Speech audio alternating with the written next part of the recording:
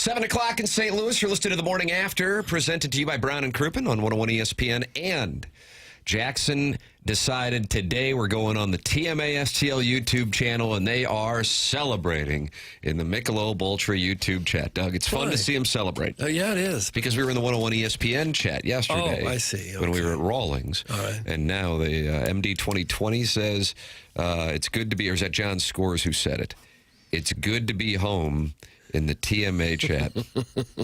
Really? I'd like to know how they coped. How did they cope yesterday?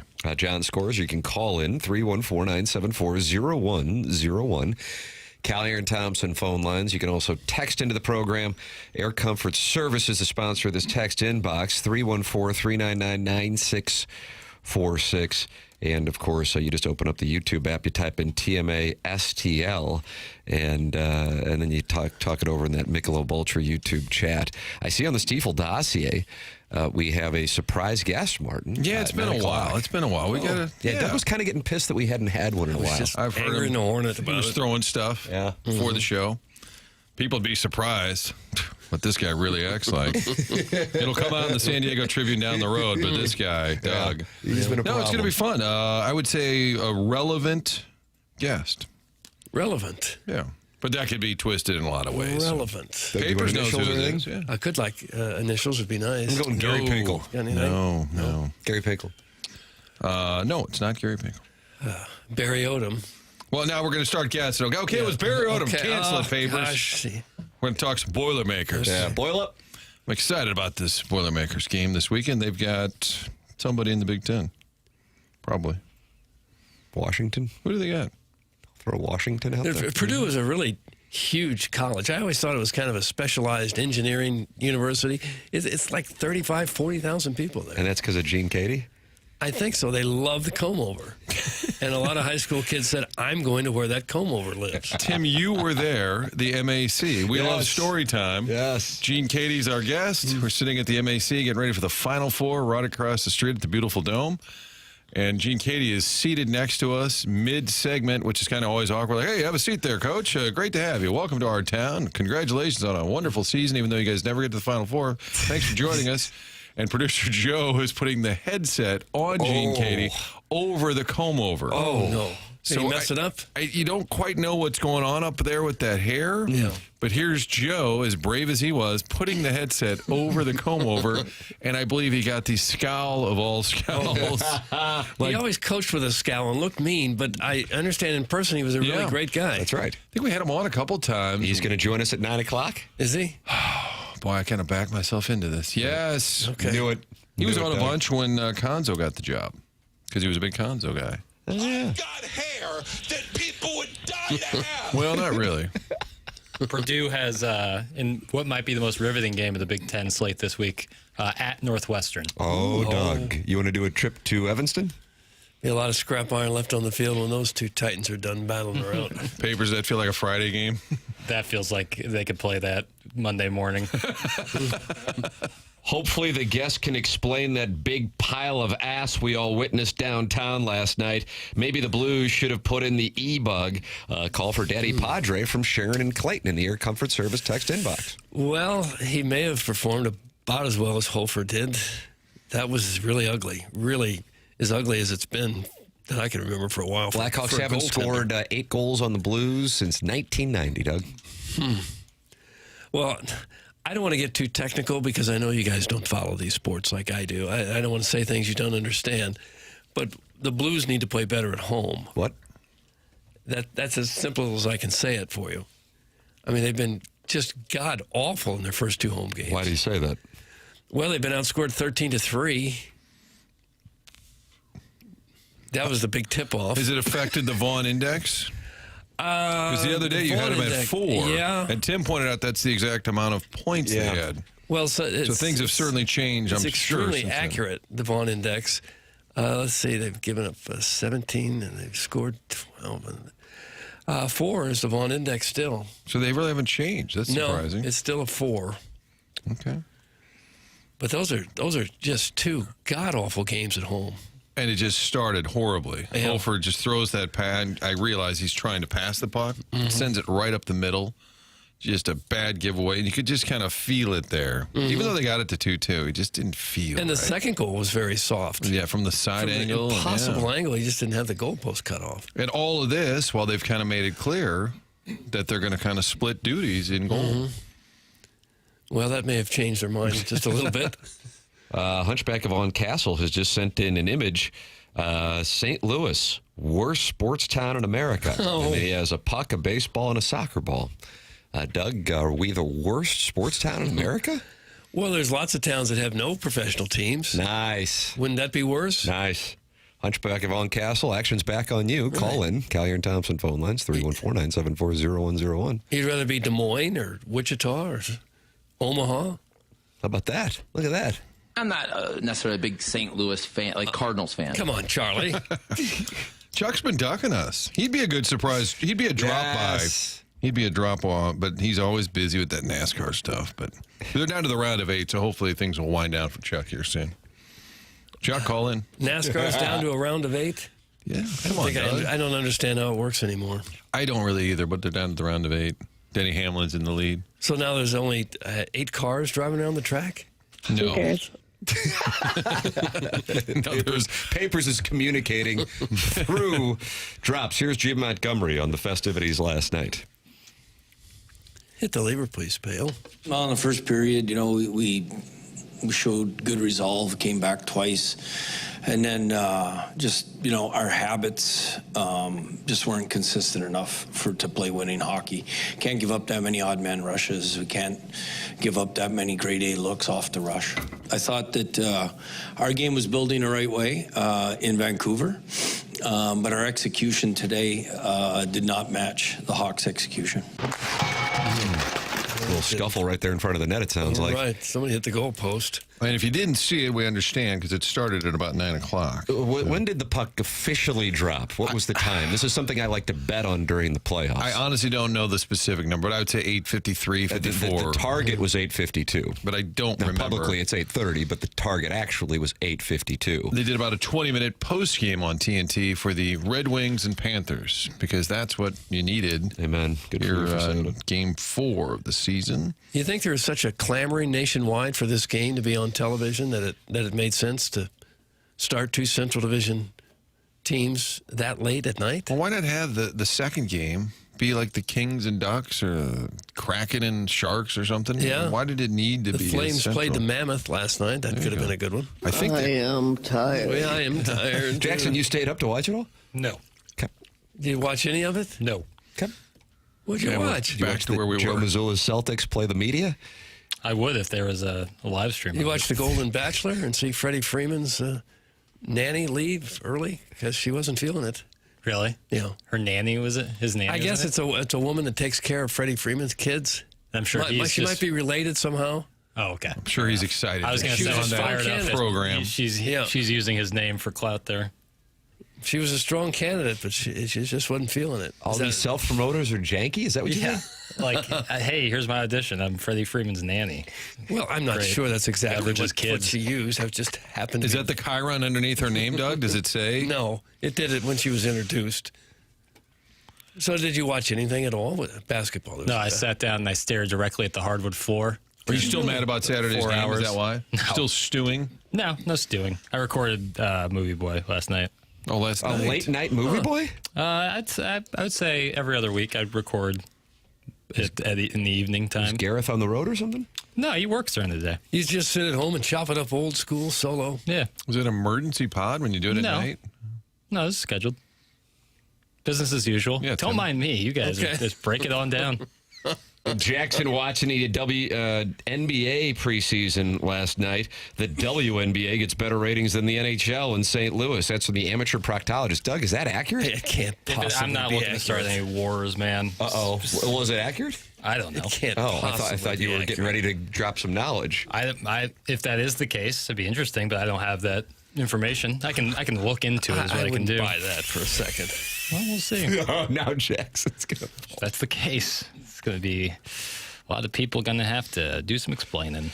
There's a 10 o'clock Eastern Monday night football game this Monday. Quit complaining about an 8:53 p.m. puck drop. That's from Bryce Almighty Action Jackson. Well, don't tell me what to stop complaining about. Because we got a long list to get to. It's not a tragedy, but you would like to avoid it if you can. Well, the good thing is, if you're a fan, you could leave early and not worry about it. And many chose to do so, Yes. Martin. There were a lot of fans there last night at the end. They just were wearing red. Hockey want wingy. Hockey got wingy. Why are we talking about Blues in October? We can talk about them in April at Locker Cleanout Day. Let's talk about the freshman quarterback at Mizzou that will be replacing Bo Prabula. That's from the Warson Woods Wacko. Gosh. Matt Zoller's season on the Plains? You lose one game and everybody loses hope. Just absolutely folds their cards. I got a tweet last night that said, Martin, is Monty now in James Franklin territory? And I said, I think they were kidding. But that's sort of the world we're living in. Instant gratification. Should we call for Monty's head on the home of the Blues? After 5 wins, Mizzou lost to Alabama. Now they want the quarterback gone. That's it. Here is one that I do think is a legitimate question. Logan Mayu, -4 last night. Is it time to panic? I do think, even though I realize we're talking 4 games, because of buying that stock at a low, that because you're getting some questionable play from questionables, certainly polite, out of him and out of Tucker, that they're having to mess around with the defensive pairings, that you are seeing some impact there. I think that there is that. Odd man rushes, and of course the net minding issues that were going on. When you look at it, even though the Blues were able to pick up all 4 points against the Flames and Canucks on that Western Canadian road trip, I think the Blues, and I think Shen actually said this post-game, we still, only played 4 good periods of hockey on that trip. And as Joey Vitale said this morning on the Curbside podcast, he got on the team bus out of Doug's favorite building, the Saddle Dome, sat next to Al McInnes and goes, well, we got bailed out by the goalie tonight because Hofer was so good. Even though he was so bad last night, he was so good in Calgary. So I think that is something. It's not going, okay, that trade was an absolute disaster. That would be bizarro world 4 games in. But I do think it is something to monitor when you're taking a look at his play to date and the impact on the rest of the defensive pairings. He might be due for a press box game. You think so? Think he's going to sit upstairs? Just a little mental break, and then you throw in Kessel out there. I think you could do that every once in a while anyway. Mayu doesn't have to play every game, but so probably pressing a little bit, Doug. Probably so. When you get traded for somebody who's decent talent, especially, he probably notices that Bolduc's scoring. Oh, yeah. He might be pressing a little bit. He's only 22, and this is really his first time when he's been an every game type of player. He's a -7 so far, and it doesn't help that Bolduc is off to a red-hot start with Montreal either. But it's going to take a while, I guess. And it doesn't look like that he's quite ready at the moment. But, again, he's only 22 and just getting his feet wet, so he can't lose hope yet. I think I heard Jamie Rivers talking about it before the season and saying with defensemen in the NHL, it's about 200 games before you kind of get a read on where they are or how good they're going to be. So we're 12 in. Yeah. Remember, there was a time we weren't sure Parayko was going to be the guy that was going to get it done. And people always wanted him to back there for years. Just wanted him to be what he wasn't, right? Because he was tall, be a big, tough guy, or even just like the pronger size and be edgy and kind of slash people, but it just wasn't his game. Yeah, Worst trade ever. Get rid of Army. Some Bob Wagon. Gosh. Now they're unhappy with the other side. The dude's only played 12 games in the NHL. Maybe give him a little bit more time. That's from Who's on First. Well, yeah, that's what I'm saying. He's still a very young player. Would you trade him back, Doug? Is that what you're suggesting? You think Army's on the phone? For Bolduc, can we have Bolduc back? Trade him back. They probably would. -7. Too bad hockey isn't golf. That's from Thrill Fan 22. Good comment. Really strong comment. Papers just shook his head. That was bad. Would you just find the WNBA ratings? No, that text was no good. No, it wasn't true, was it? What? The St. Louis WNBA stuff? The WNBA ratings are better in St. Louis than NBA ratings. I'm not buying that for a second. The texter said NHL. I don't buy that either. There is no data for St. Louis specifically on that, but there's some articles about WNBA playoffs last year outpacing the NHL regular season. So do with that what you will. That's not me saying that. As I see in the Stiefel dossier you have Angel Reese gets her wings, and that was ahead of the Blues game. Oh, you son of a... Tim is just absolutely sandbagging me here. But did Angel Reese get her wings? I don't even know what is that. Is that it's a Wonderful Life reference? What is that? She does. She was on some runway for some fashion show. That's right. I saw her. Thank you for your show prep. You can learn a little something. I saw it on the social media. Couldn't be sorrier. I know Twitter's a bunch of bull crap that ain't real. That's right. But I still occasionally glance at it. Sure. Don't tell drink. Yeah. You're going to get called out in that next I presser. believe she was on the Victoria's Secret runway last night, and she got her wings. And Jackson Wingy, had wingy? that ahead. Wingy. Hockey went wingy, and Jackson wanted to go with that instead of the Blues game. And, of course, Yoff talk, as it's known So much Yoff talk. around these particular parts. The program is called TMA, and now they're mad. Why? You just say Angel Reese, and Yeah. it's magic in St. Louis. 314-399-9646. The program's called TMA. We got a surprise guest on the Stiefel dossier at 9 o'clock. Doug and I have decided it's either Barry Odom or Gene Katie. We're trying to I figure don't know out who else it could be. which one it is. Matt Painter, Purdue. Yeah, I guess that's true. Okay. So that's coming up on the The program. big dog, Len Robinson. Yeah. Good for papers. Was that 94 when they were the number one overall seed I with just the big? don't know the years, Tim. That's right. Missouri was a 1 seed, and they lost to Lute Olson in Arizona at the LA Coliseum, and Doug witnessed somebody get stabbed or shot during the live shot. Well, he got stabbed right behind me. It was before, On cam? Well, we weren't on at the time. We were just about to go on. And he was trying to get in the L.A. arena to visit his girlfriend, and the building was locked at the time. And he kept knocking and knocking and knocking. Eventually, she opened the door and stabbed him. And then he started running crazily towards us and said, "All right, you're on in 30 seconds." And son of a... What am I supposed to do? What's the story now? The stabbing victim or the Mizzou game? I think Paula Linney. And there was all kinds of police and security out there because, there were several different news crews out there. And the police were saying, "Now, don't go to your car by yourself." And I said, "It's 20 feet away. Yeah, let me walk you there." So really, this is the neighborhood we're in. L.A. Arena, right next to the Coliseum, right next to USC. Tough hood. Fight on. Yeah. USC and Notre Dame. 9.5 point spread, 61.5 total. Is that right? That's okay, yes. That game in South Bend. Yes. Yeah, I think Notre Dame might run it up on them. Oh, is that right? Fresh off the win against Michigan? Go Blue? I just thought that USC would be better this year. What about I a really like their Lincoln Riley quarterback. hot seat? You got that? It's possible. It's possible, but 'Cause I think you're that on they're- a heater One right loss, now. and then it was only in a last-second loss to ILL. I think What, do you he's their- disrespect ILL? They lost to perhaps two of the best teams in the country. You're disrespecting ILL? You going to fight Kerry Davis and Jamie Rivers? I'm not fighting anybody, but I just want to see more from USC. I want to see more. Okay. And this is a prime opportunity this weekend. Right. 6:30 start. James Carlton gives you a prime opportunity to save money. Ask Jamie Rivers about that if you're not fighting him. How about this? 452 five-star reviews from my insurance agent, James Carlton of the Carlton State Farm Insurance Agency. Megan 6 wrote this on Google, Doug. I was referred to James Carlton's office and his team with high praise, and after my experience, I see why. I've been preparing for an auto purchase after not having a car in the city for over 6 years.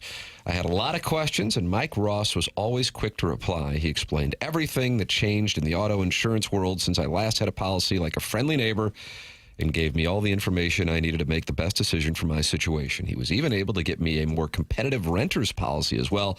Loved my experience and would also refer to anyone in the local area. It's James Carlton, my insurance agent, online at carltoninsurance.net or call 314-961-4800. That's James Carlton of the Carlton State Farm Insurance Agency, longtime TMA sponsor and Tim McKernan Show sponsor. And Jackson and I cut a new episode yesterday. The title... The beard is symmetrical, the skull isn't? Is that Yeah, correct? the beard is symmetrical, the head is not. Okay. Doug, that's up and available. That's your podcast? That's right. Tim McKernan Show. Yeah. All right. Jackson Burkett, co-host, just like Gareth is co-host on Movie Boy. 3 hours, 4 hours? How long? Hour. Hour. Yeah. Wow, tidy. You have to pee? No, that's How is your prostate? It's actually gotten better. Good for you. I've done better. You doing Kegels? Now, I'm a little nervous. That's because I don't hydrate enough. But I have gotten better where I don't have to like pee every 5 seconds. It's awesome, man. I'm so happy for you. Isn't it great? That comes from being hydrated. I know. I think I need to hydrate more. Also, speaking of which, Is the length of the pod determined by Jackson's bladder? No, I said I got to land the plane quickly today. I got to land the plane quickly today. So Jackson had to feel good about that, knowing that I was going to go an hour. No more than an hour. If you play golf with me and Jackson in the Michelob Ultra Tee It Up with TMA giveaway, I would imagine he'll use the Little Wizards room over under 3.5 times in 18 holes. How do you feel about that? Under. Yeah. I don't apologize. Under, for sure. If it's a weekday round, under. Weekend, that could be over. Your prostate takes the weekends off? No, the prostate would be more on in the weekends because I'd be more likely to have a cold beverage. Do you do the Rich Gould fairway urinal? Yep, I witnessed Just like that. go in the middle of the fairway? Yeah, I think that was 9 at Bell Reeve, if anywhere? memory serves. Media Day, 2004. Was that 2004 where he weed in the 9 fairway at Bell Reeve? During the tournament? Well, it was Media Day, but yes, during. At Bell Reeve. I go, Rich. I mean, we're on a fairway. We could be at Riverside, and this would be a problem, much less Bell Reeve. I would say. What do you say, Junior? Oh, Junior, I don't give a damn. That kind of summed up the career. There's not a lot of woods around Bell Reeve, though, is there? A little off to the left, that's where Tiger ran into problems on Sunday, but then, Doug, you saw him draw it around the foliage and then roll that putt in for a birdie with a nice little fist pump, and Brooks Koepka received the message. Okay. So if you're ready to hit the fairway with me and Jackson, and maybe Rich Gould is, 101 ESPN and Michelob Ultra present the Tee It Up with TMA giveaway. One lucky winner and a guest will score a free round of golf with me and Jackson at Fox Run. Oh, Fox Run, how do you do? What a wonderful golf course. It's your chance to hang out and enjoy a laid-back round with me and Jackson. Use the code SWING to get entered to win now, either at 101ESPN.com or on the 101 mobile app. Must be 21. The Tee It Up with TMA giveaway is courtesy of Michelob Ultra Superior Light Beer. Surprise guest at 9 o'clock. All kinds of nonsense throughout. There's your Stiefel dossier. It is TMA, presented by Brown and Crouppen on 101 ESPN.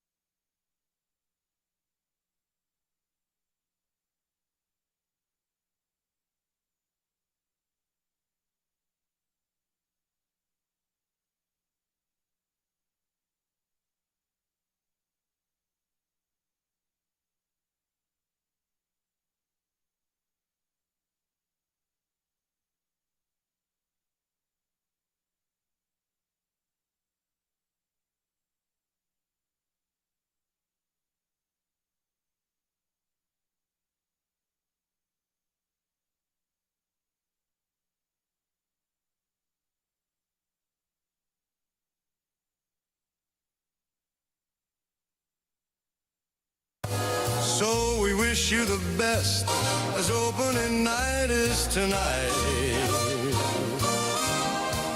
Another parade down Market Street would be nice. That would make it twice. Go out there and give them hell and wish the rest of the league farewell. Good luck, boys, we love you. Please save the city to the city that once was.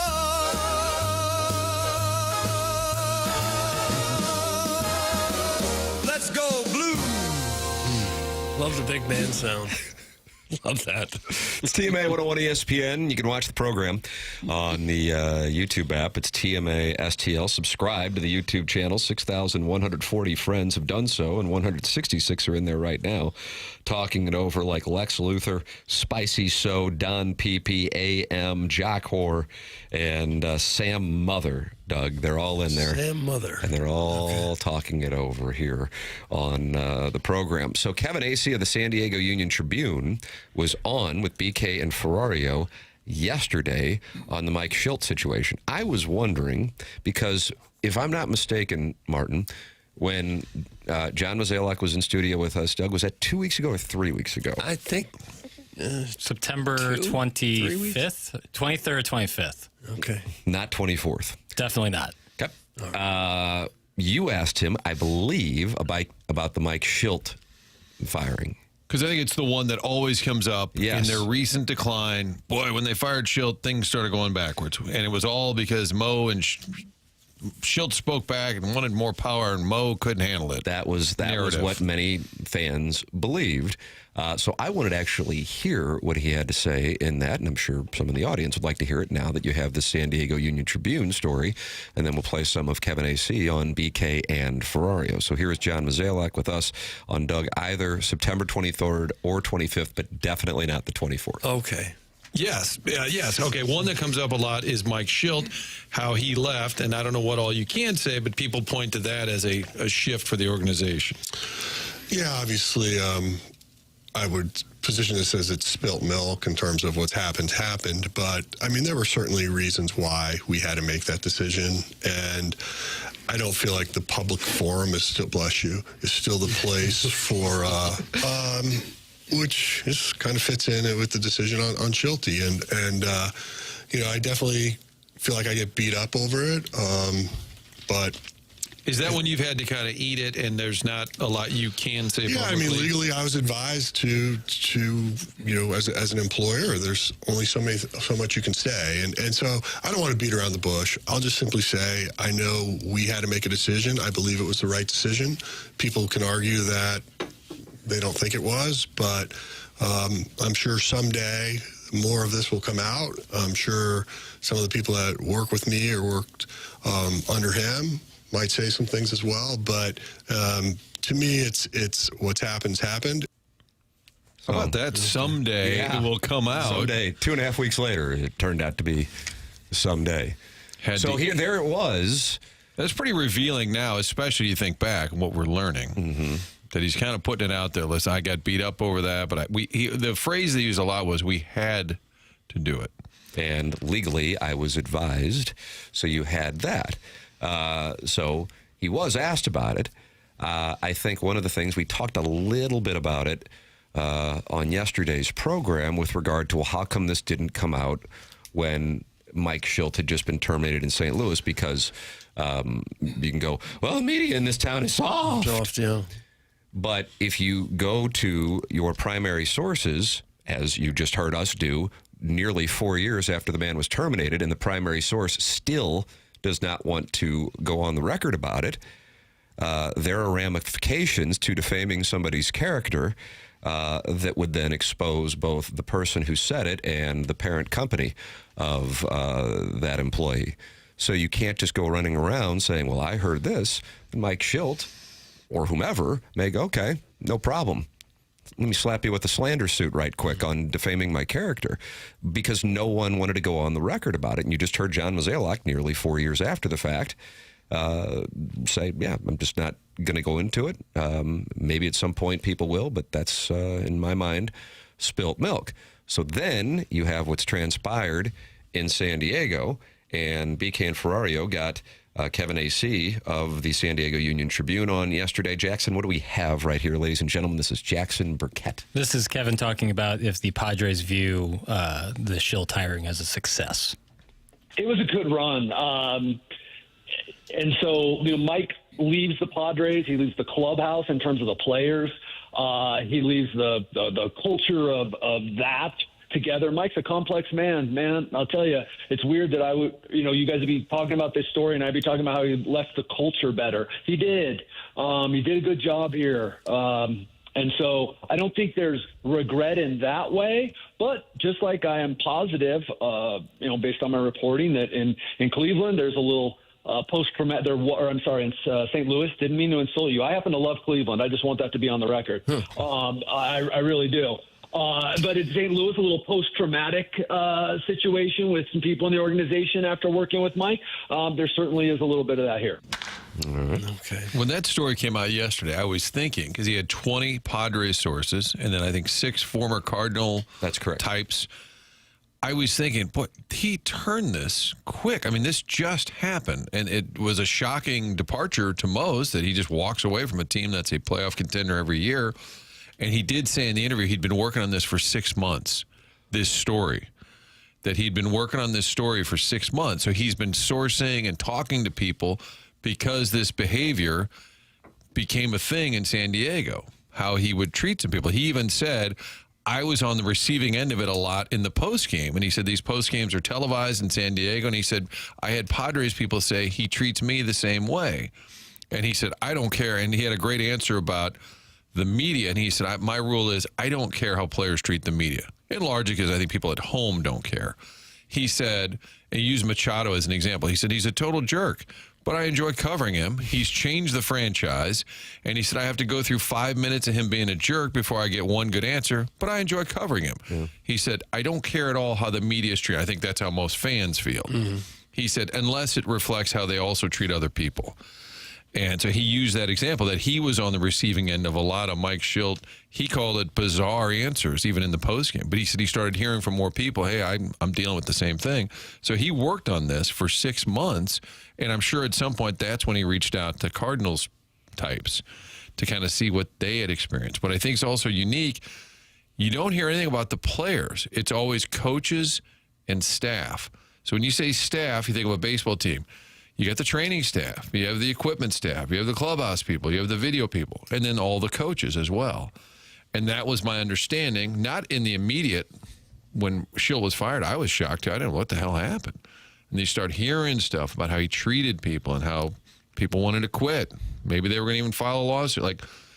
And if you're in that position of John Mozeliak and you have a near mutiny on your hands, holy smokes. And I think they were caught off guard.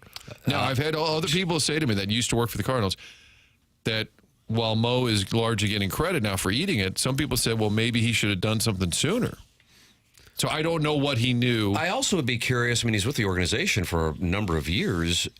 It's surprising to me that this would not have shown itself at the lower levels. I, of course, am saying this just from a logic standpoint, not from a knowledge standpoint. Kevin A.C., Martin, gives John Mozeliak credit for eating it in the interview with BK and Ferrario here on 101 ESPN yesterday. I do. Look, I'm in the business of gathering information, right? And putting out things that maybe some people don't want put out, and then just telling the truth. So yeah, that's kind of weird. I'd be like, hey, way to go, you hid that. But there's also personnel situations, right, where you need to do it by law, and there's respect for people. I did get the impression in the times that I spoke to him that he respected Mike and certain aspects. We've started to live in this black and white world where someone's very good or very bad or the worst or the best. And it's like, that's just not true. My wife can be kind of a nag sometimes. I think she's the greatest woman in the world. I truthfully do. But come on. I got to shut my mouth sometimes when my sons are complaining about her because I'm like, I'm not going to say anything, but I don't disagree with you there. But like, come on, guys, there's a lot of gray area there. So, so I respect the hell out of it. And I respect the hell out of AJ Preller for that. I try to find respect in virtually almost everyone I cover. Like, hey, what has made them so excellent that they have risen to the top of their profession? And I did that with Mike. And I do that with everyone I cover, and I try to look at a situation like happened in St. Louis, and especially as I did more reporting on this, and some people were vomiting information because, like I said, it was like they were just unleashing stuff. I was like, I'm really surprised this hasn't come out, but I've been in this business too long to not understand that there's just different circumstances sometimes where things come out in different ways. I'm a Kevin A.C. Lemming, I've decided. I enjoy his non sequiturs on both Cleveland and his family dynamic. His wife taking shrapnel. I would love it if he got home and she said, "Did you take a shot at me on St. Louis radio?" Well, a manager like that will get extra juice when he's successful. Yes. And Shildt won a lot of games here. And so I'm sure a lot of people felt like they just had to take whatever he was dishing out because the management's going to side with the head coach or manager who's being successful than one of the people who work underneath him.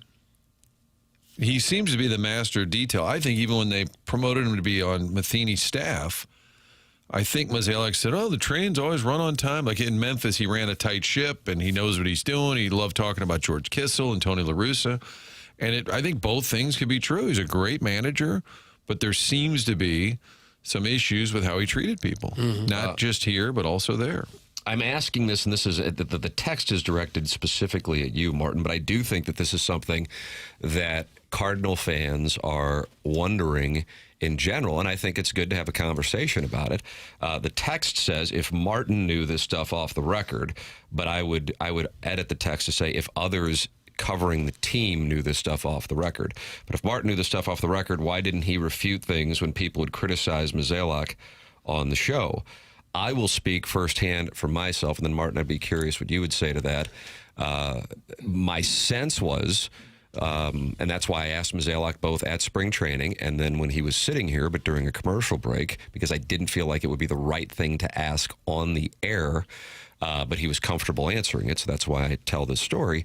But on the air, I did ask at spring training something along the lines of, I get the sense that you are, taking shots for some things that if you wanted to, you could help explain, but have chosen not to do so.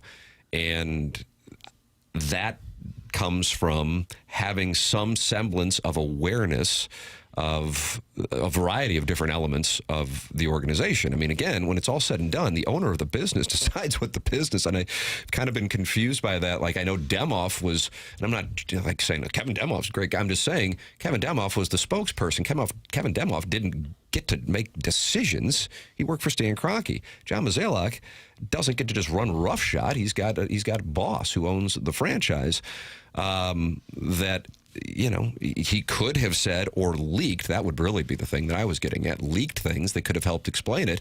And that's what you heard Kevin A.C. complimenting him on, is that he kept it in-house. Whereas in San Diego, they decided they wanted to be outspoken about it.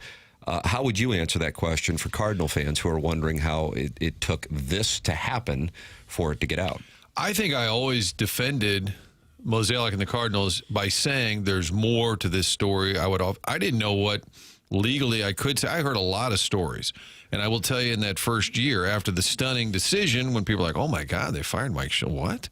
We were all stunned. Remember, they had a immediate Zoom. Yep. I think Nightingale or somebody put it out there. And we were like, what? Fired? It was so chaotic. We all got an alert that said there's a Zoom call starting at 3:30. And the text came at like 3:40. We're like, did we miss it? What? And then a week later, when they gave Ollie the job, before they even got to announcing that, Mozeliak said, listen, there's been a lot of questions this past week. I think we need to go over this one more time. And that's when I said on that call, when you left Los Angeles, you lose the wildcard game, are you thinking about a change? He's like, well, if you really need to know my whole timeline, no, we weren't. Which told you that once they got back here, things were unearthed that changed the situation. But the early stage, when I started to hear stuff, I went to Mozeliak and said, hey, I heard. He's like, I'm really not going to comment on that. I said, well, we're just talking. He's like, I am not comfortable. And then I asked Bill DeWitt III. I said, I heard this is the real reason, And he said, I can't, So then you would talk to people who were affected by it and said, yeah, this happened. Nobody ever was going to go on the record on that topic. But I think as I became more clear to me, I would often say, there's more to that story. There's that. So I never threw out other people's business. But I think I was pretty consistent on not giving Mo a pass on that one, but thinking that's not the story people think it is. And then when Shildt was here, I told you a year and a half ago where I said to him, do you have any regret? We're on camera. Jim Hayes and I are there, and a lot of it is grab us. Hey, Skip, did you go to the wrong dugout? You love emos. We did, the traditional, hey, welcome back. And I thought this is the one time I have him on camera where I'm going to be able to ask him this question, where I said it was a pretty ugly ending here. Do you have any regrets about how you handled things here? And that's where he kind of stared me down a little bit and then said, no, I put my head on my pillow and I represented the Cardinals. And I think he truly believes that. And Kevin Acee said something in that interview as well, which if you're interested in this whole Mike Shildt drama, I would recommend going back and listening, because he said, I really like Mike, even though I was on the receiving end of he said, and he was just kind of saying it's complicated. And I feel the same way, because I really liked him. We used to text. Even I said, I hope you get that Padres job. And then as I found out more and more, I thought, well, maybe I just had no clue. Like I think a lot of people at home had no idea. And I do wonder that clip, the famous Arozarena clip, I love that, because I'm like, wow, this guy who seems like a nerdy librarian has got a little zip on his fastball. This is kind of fun. I want my coach to be kind of like, let's go kick their ass. I want that out of my manager. But maybe that's a small window on the guy. Wow, I had no idea he could flip like that. Mm-hmm. And I think that's what people, again, Mozeliak calls it spilled milk. But when he says we had to, I am convinced that that's referencing a near mutiny, where you can't keep one person if you've got 20 to 30 who are ready to walk. And I'm sure the Cardinals didn't want to talk about it too much. They just like the whole thing to go away.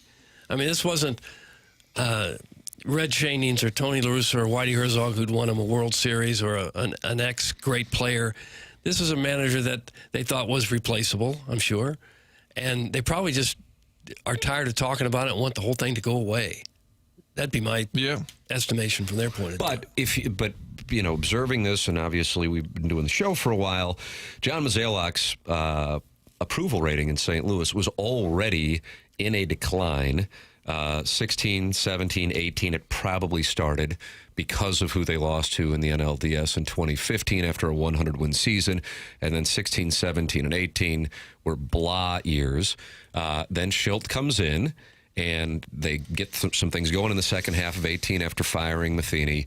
Then they're back. I mean, 2020 is whatever it is. But then they have the winning streak in 2021, and then he's terminated. So Mozeliak is already viewed as the enemy by many fans, rightly or wrongly. But we're here every morning. We know where the public reaction is. And then Shildt is viewed as, okay, look at this guy. He got him there in 19 to the NLCS with a team that probably wasn't Final Four and MLB worthy. And then 2021, the winning streak, and they get there, and they lost to the Dodgers, but they got there, and now all of a sudden he gets whacked. And so when he gets whacked, the public sides with Shildt, and Mozeliak / the organization could have defended itself, but chose not to. And so therefore that compounded the already negative energy directed towards both Mozeliak and the organization, that then gets us to 2025 after 2023, 2024, and 2025, and Mike Shildt is still brought up. So the organization itself and John Mozeliak itself may view it as spilled milk, but God almighty, how many times have we seen Mike Shilt's name texted in here over the years, because that is viewed on the timeline as a defining moment, because if you speak back to John Mozeliak, you get terminated. And that, as it turns out, may not have been what really went on. It kind of fit the puppet narrative. Like, he puts these managers in place and you do what I tell you, otherwise you get fired, is kind of the narrative that came out. I think what you're talking about too, teams will not defend themselves openly, but there's always a whisper campaign. Absolutely. That's why I asked him if he ever wanted to leak You'd be surprised. them. Right. You should check around. This guy's really a jerk. And I got none of that from them. So to their credit, I think they did eat it. Now, did they know? I don't know that. I did have somebody reach out and say, we heard these stories coming out of Memphis. So maybe he'd been acting like that before. I don't know. My guess on this is that he really loves baseball. He cares intensely, like a La Russa type, just wants to win every inning, every game. But it seems reported now that some of that behavior crosses the line and people feel berated on a consistent basis. If Aaron Boone were acting like this in New York, the media would bury him. St. Louis media kept it quiet. Doug, that's from Darth 007 in the Michelob Ultra YouTube chat. Well, the St. Louis media is not on every plane flight, in the hotel rooms and in the dugout and the clubhouse. The media doesn't see everything that goes on, and they aren't told everything that goes on, even if they ask about it. Media in this town, so How about that, though? Okay, but they're not embedded in the team. I'm sure there's some people that get a job that's that high pressure spotlight on you all the time. He's got the job that he always wanted, and now he doesn't want anyone to screw that up and doesn't have any patience for someone not doing it his way. And it's possible that it's as simple, a piece of it could be power corrupts. You give somebody a lot of power, all of a sudden they're in charge of everything. That's being the manager of the St. Louis Cardinals, you get a lot of juice with that job. So, again, I would love, and I should probably reach out to Shildt. I have not talked to him since that scrum interview at Busch Stadium, but I like Mike, and I'm as surprised as anyone along the way to find out these stories. But I do think for Cardinal fans who hate Mo, and this would be, Martin's carrying his water, I think that's one you got to go back and say, okay, I got to remove the L on that one. And I think a number of people are experiencing that. Jason Gosrow of Schaefer Door Company, sponsor here on the program, texted me. He said, I suspect time will be Mo's friend on many different fronts regarding the Cardinals fans' views on him. He just texted my phone on that. And I mean, that's why I wanted to play the audio from his exchange with us when he was in studio. Because if my memory served, I was like, I think he said at some point people might talk about it, but from our perspective, I was advised legally not to say anything. So that is something that happened just 3 weeks ago, and you can hear his words, and here we now have what's taken place in San Diego since then. It is 7:48 in St. Louis. Time check brought to you by Clarkson Jewelers. Doug, I just brought up Schaefer Door Company. That's Jason Gosrow's company, and they're online at schaeferdoor.com. SCHAEFER. I know you were wondering how to spell that. That's how you spell it. SCHAEFER. Schaefer Door Company. I think what you should do is write down the name of that, put it on a Post-it note or some kind of piece of paper, and tape it right up next to your garage door button in the garage. So if something goes wrong, you'll know right who to call, and they'll get out there just as fast as they can.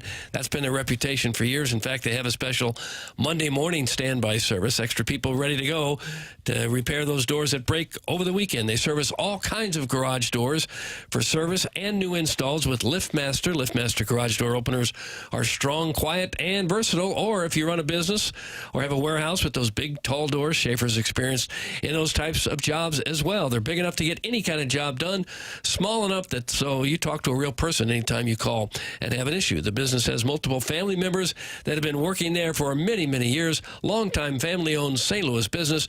Schaefer Door.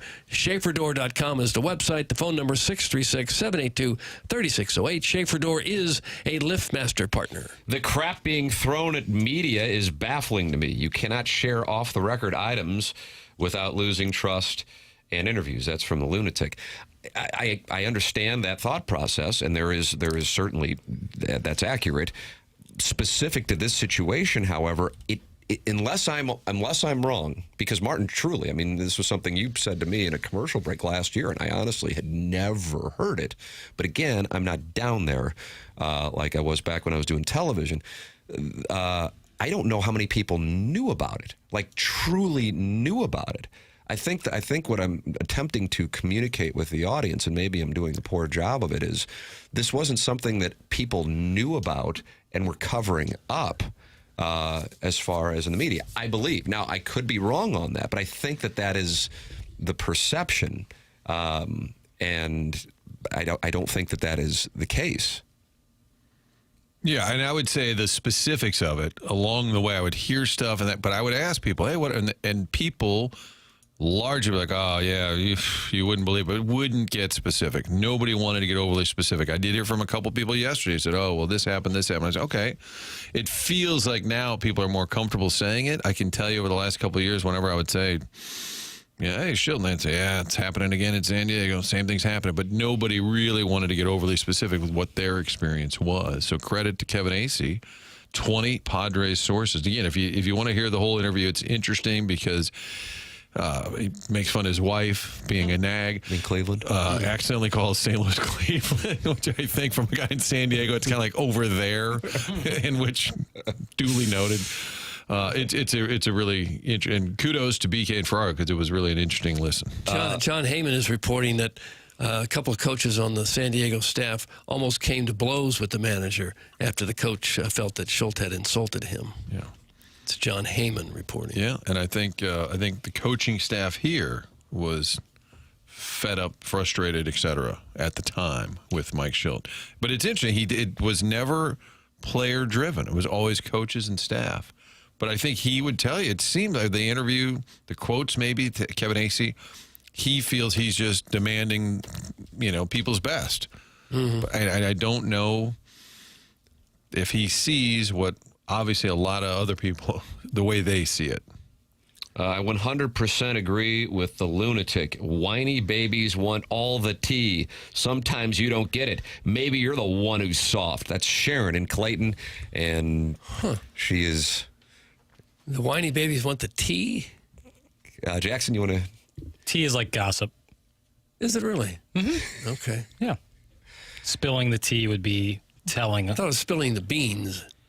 Yeah, you could swap those out. Okay. Tea is like it's a new term. There was a Kermit the Frog meme where he was drinking some Lipton tea, and that's how it kind of started. About 12 years ago. I got to do more show prep. Wow. Did you catch Jackson talking down to you? I did. About 12 years ago. Well, that was just the context. God, I was still young enough to know better. I'm becoming more and more of a journalist. I'm just reporting. 2013, Doug. Can we find the clip of fishing the tea about this weekend's game? We'll spill that a little later.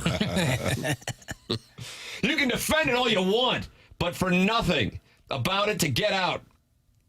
If it was this prevalent, it's pretty bad. Some Starvin' Marvin. Okay. All right. Thank you, Marv. You can call in and yell at us. 314-974-0101. Collier and Thompson phone lines. You can text in as well, 314-399-9646, and yell at us. Air Comfort Service, text inbox. Then you got the Michelob Ultra YouTube chat. Looks like Donna Mallett's Hip Huggers is talking to Bill Reloaded. Talking down to Doug as you scroll Twitter. Be better, Jackson. That's from Bill Reloaded. Holy crap, Thank you, Bill. Are you scrolling Twitter over there? I'm doing my job. Get off my ass. Clip that off. And then Darth 007 and Spicy Sow and Heimblum's spreadsheet are in there talking to MD 2020. It's 248 friends have gathered. I believe Ken Iggy Strode is going to be calling into the program. I don't know. Is he called in, Chairman Kurt? Okay. I told him to call in whenever.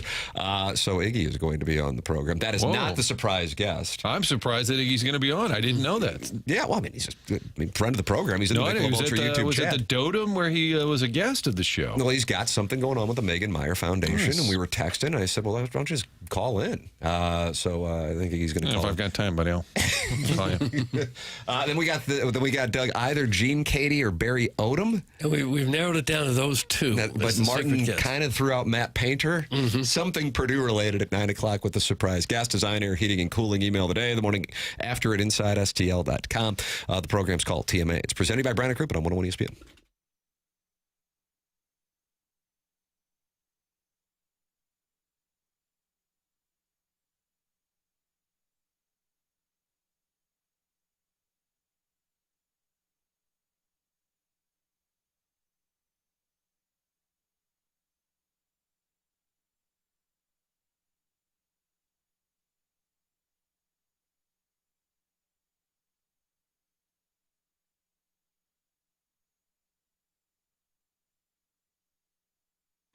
Hearing from a lot of folks who are excited about this trip to Scotland next summer, June 15th. We're going to head to spectacular Scotland. I'm excited about this. And the great thing about Colette Travel is they put it all together. They handle all those details. You don't have to worry about piecing a trip together. Going to go see beautiful Scotland, and all the flights, meals, hotels, local experiences are all part of the package. Going to Edinburgh, Glasgow, checking out the Orkney Islands, a cruise on the lovely Loch Ness, the Isle of Skye, see the landscapes of the Highlands, watching those British Opens over the years, played in Scotland. Wow, it looks so much fun. Well, now is your chance to head there with me. Don't miss out. Join by calling our friends at Altair Travel. They give you all the information. It's 314-968-9600. 314-968-9600 to find out more information. You can also go to 101ESPN.com to learn more. Heading to Scotland, spectacular Scotland. A trip of a lifetime coming your way next summer as we head over there. Call Altair Travel at 314-968-9600.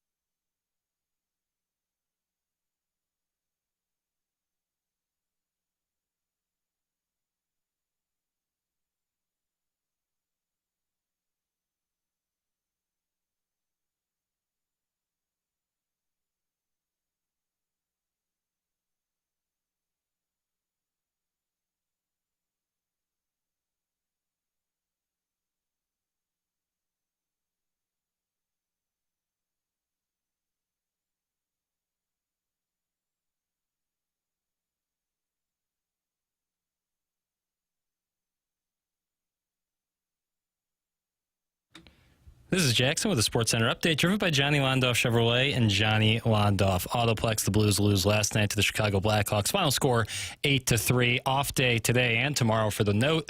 They will take on the Dallas Stars on Saturday. That's going to be a 5 p.m. pregame and a 6 p.m. puck drop right here on your home of the Blues, 101 ESPN. That was another Sports Center update, driven by Johnny Londoff Chevrolet and Johnny Londoff Autoplex. See them at londoff.com. Chevy, together we drive. Are you kidding me?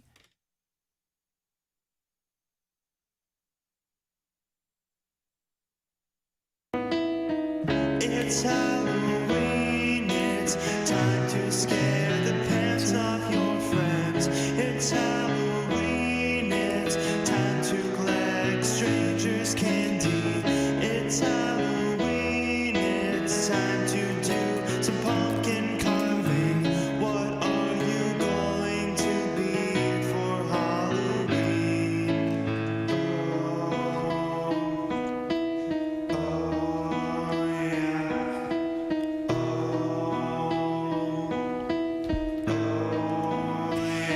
Puts it in perspective, doesn't it? Well, I don't know that it does much of anything, really. It kills 30 seconds or so.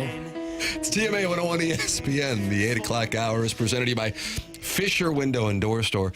Tim McKernan, Doug Vaughn, Martin Kilcoyne, little Jackie papers on the ones and twos, and I guess cameras are showing what he's scrolling on Twitter during the show now. I didn't even know that was going on. But what a treat it is, because at 9 o'clock we've got a surprise guest that Doug and I believe is either Barry Odom or Gene Katie, possibly Matt Painter. But right now it is a treat to welcome to the presentation the great Ken Iggy Strode. Morning, Iggy. Morning, boys. How are you? What's the good word, brother? I'm just, I found a great fountain out here. You know how I like fountains. Across from St. Ambrose, they have a little courtyard with a couple of benches and a nice fountain. It's the Piazza. Yeah, it's called the Piazza. That's the Piazza. Frisella Piazza. Yeah, it's beautiful. Yeah, the Piazza. So I'll go down to the Cafe Dolce, grab a coffee, walk down there, and just sit by the fountain, relax. Take it all in, have a dart. Like, that's what you're doing all day? No, that's what I'm doing now. Oh, now. Okay. And you do this frequently? A couple times a week. Okay. And it's a beautiful morning. It's a perfect time to have a dart and a coffee down by the Piazza. Sure, I've been there. Had ice cream right there. What about or a dart? gelato? I guess there's a gelato store right next to it. Your gelato right there, yeah. Right. Iggy and I were texting yesterday. You've got a big doings going on. Still working on the Megan Meyer Foundation. Of course, Gobble Bowl, Doug, a tradition unlike any other. But you have a big day today, and longtime TMA listeners know about all of your work with the Megan Meyer Foundation, and wanted to make sure they could be aware of what you are working on today and an opportunity to donate. So if you would, sir, let the people know. Well, thank you, Tim, for giving me the opportunity, because I know the TMA listeners have always been kind to the Megan Meyer Foundation whenever we ask. We're kind of in a situation because the great governor of Missouri took $350,000 of funding away from us.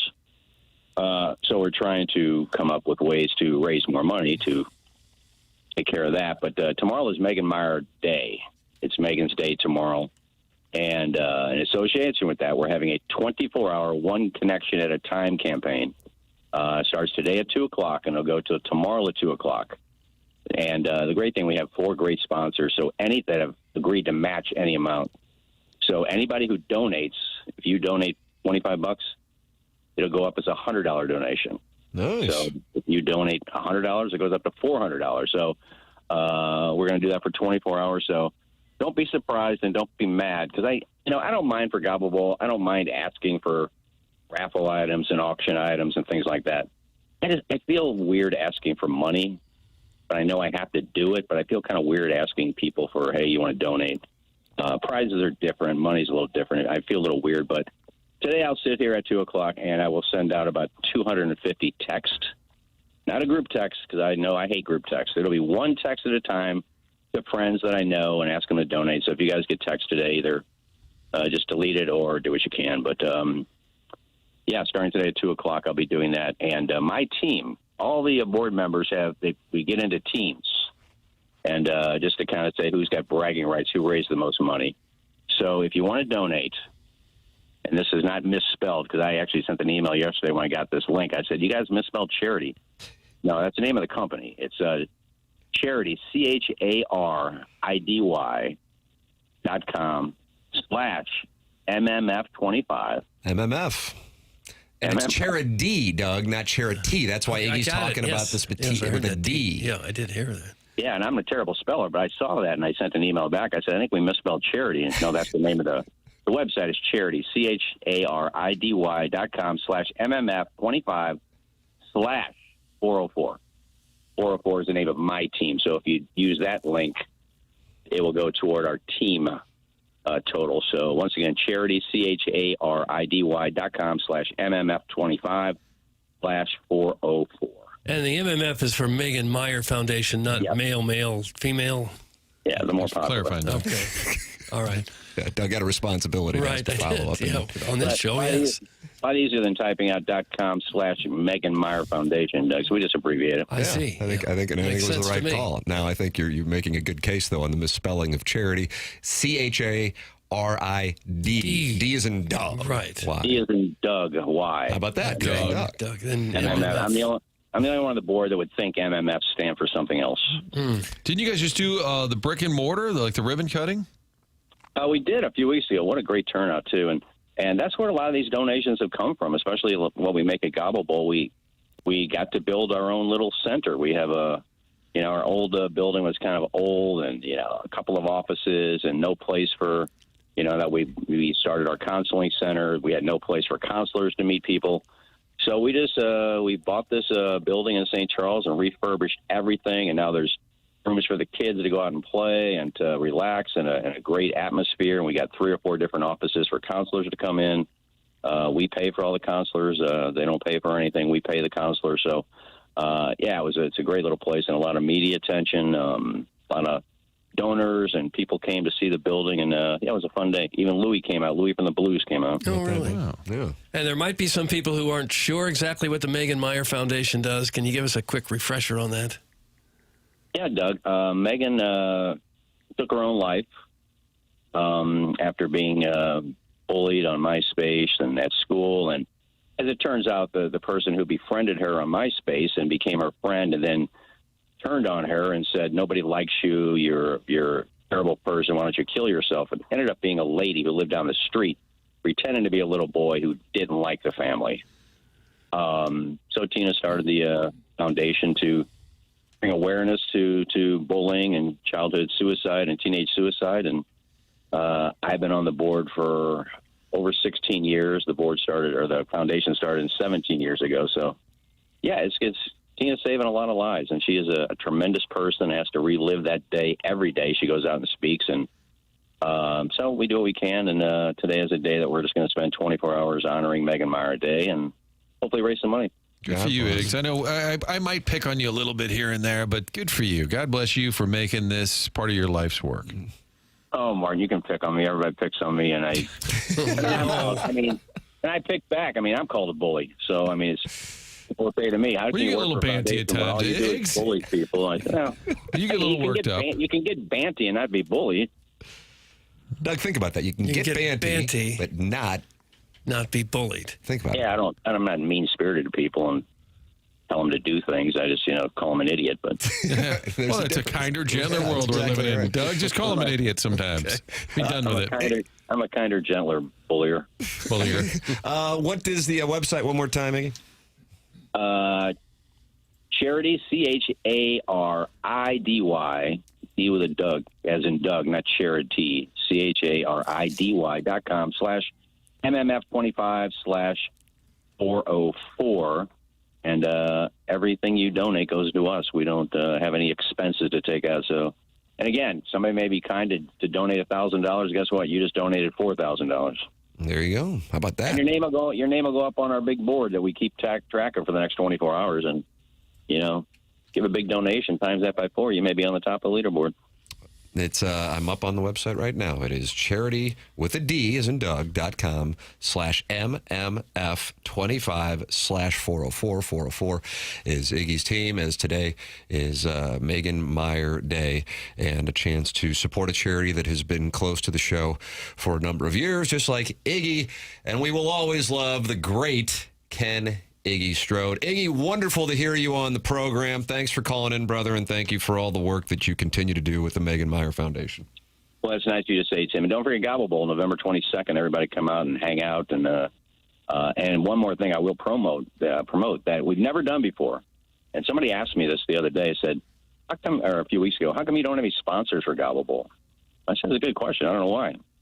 And should have figured that out a few years ago. Maybe I didn't want to do the work. Oh, okay. That's not There's a surprising. common theme here. Yeah. Again, asking for money, which hey, I need a bobblehead, but I don't mind doing that. But so we decided, let's do it, because some guy called the foundation and said, I want to sponsor $1,000 to Gobble Bowl. So I said, hell, people are already spending money. We didn't even mention anything. So if you go to Megan Meyer Foundation, not another website, it's pretty easy though, meganmeyerfoundation.org/Gobble Bowl. You can see the sponsor packages up there. So if anybody wants to become a sponsor, you can do that too. But don't worry about that today. Just worry about the charity.com thing. There it is, Ken. Okay. Iggy Strode. Iggy, great to have you on the program again, man. We'll talk again soon, brother. Thanks, boys. Love you guys. All right, Iggy. Love you, Iggy. Thank you, Iggy. Love you. Was that Johnny Weir? Is Johnny Weir figure skater? And then he became... Yeah, he and Iggy very tight. Very, very tight. Yeah, right there. Mm-hmm. You can call it as well, 314-974-0101, the website, charity.com/MMF 25/404 is Iggy's team. The program is called TMA. It's presented to you by Brown and Crouppen on 101 ESPN. Tim McKernan, Doug Vaughn, Martin Kilcoyne with you. This is the Morning After on 101 ESPN and the TMA STL YouTube channel.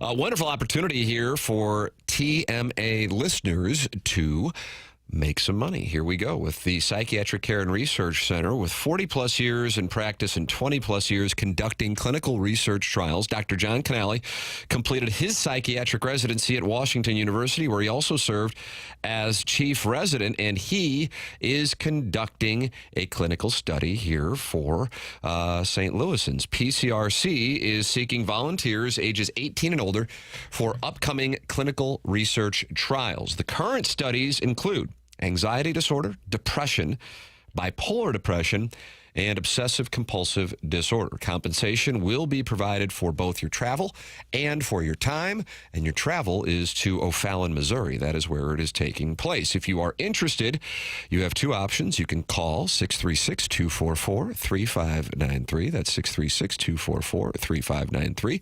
Or you can go online at pcrc-stl.com. That's pcrc-stl.com.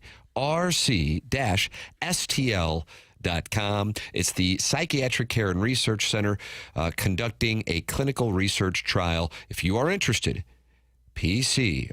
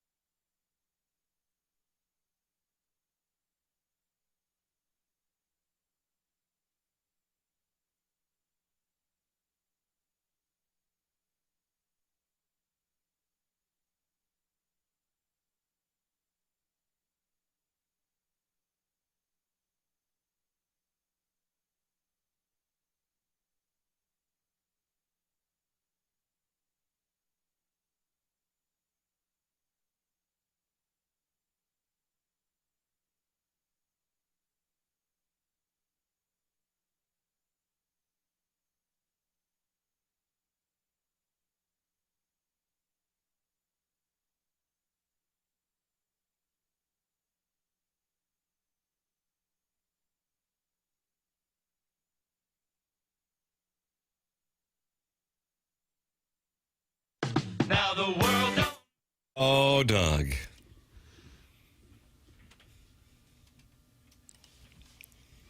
A man is born, he's a man of means. They got nothing but...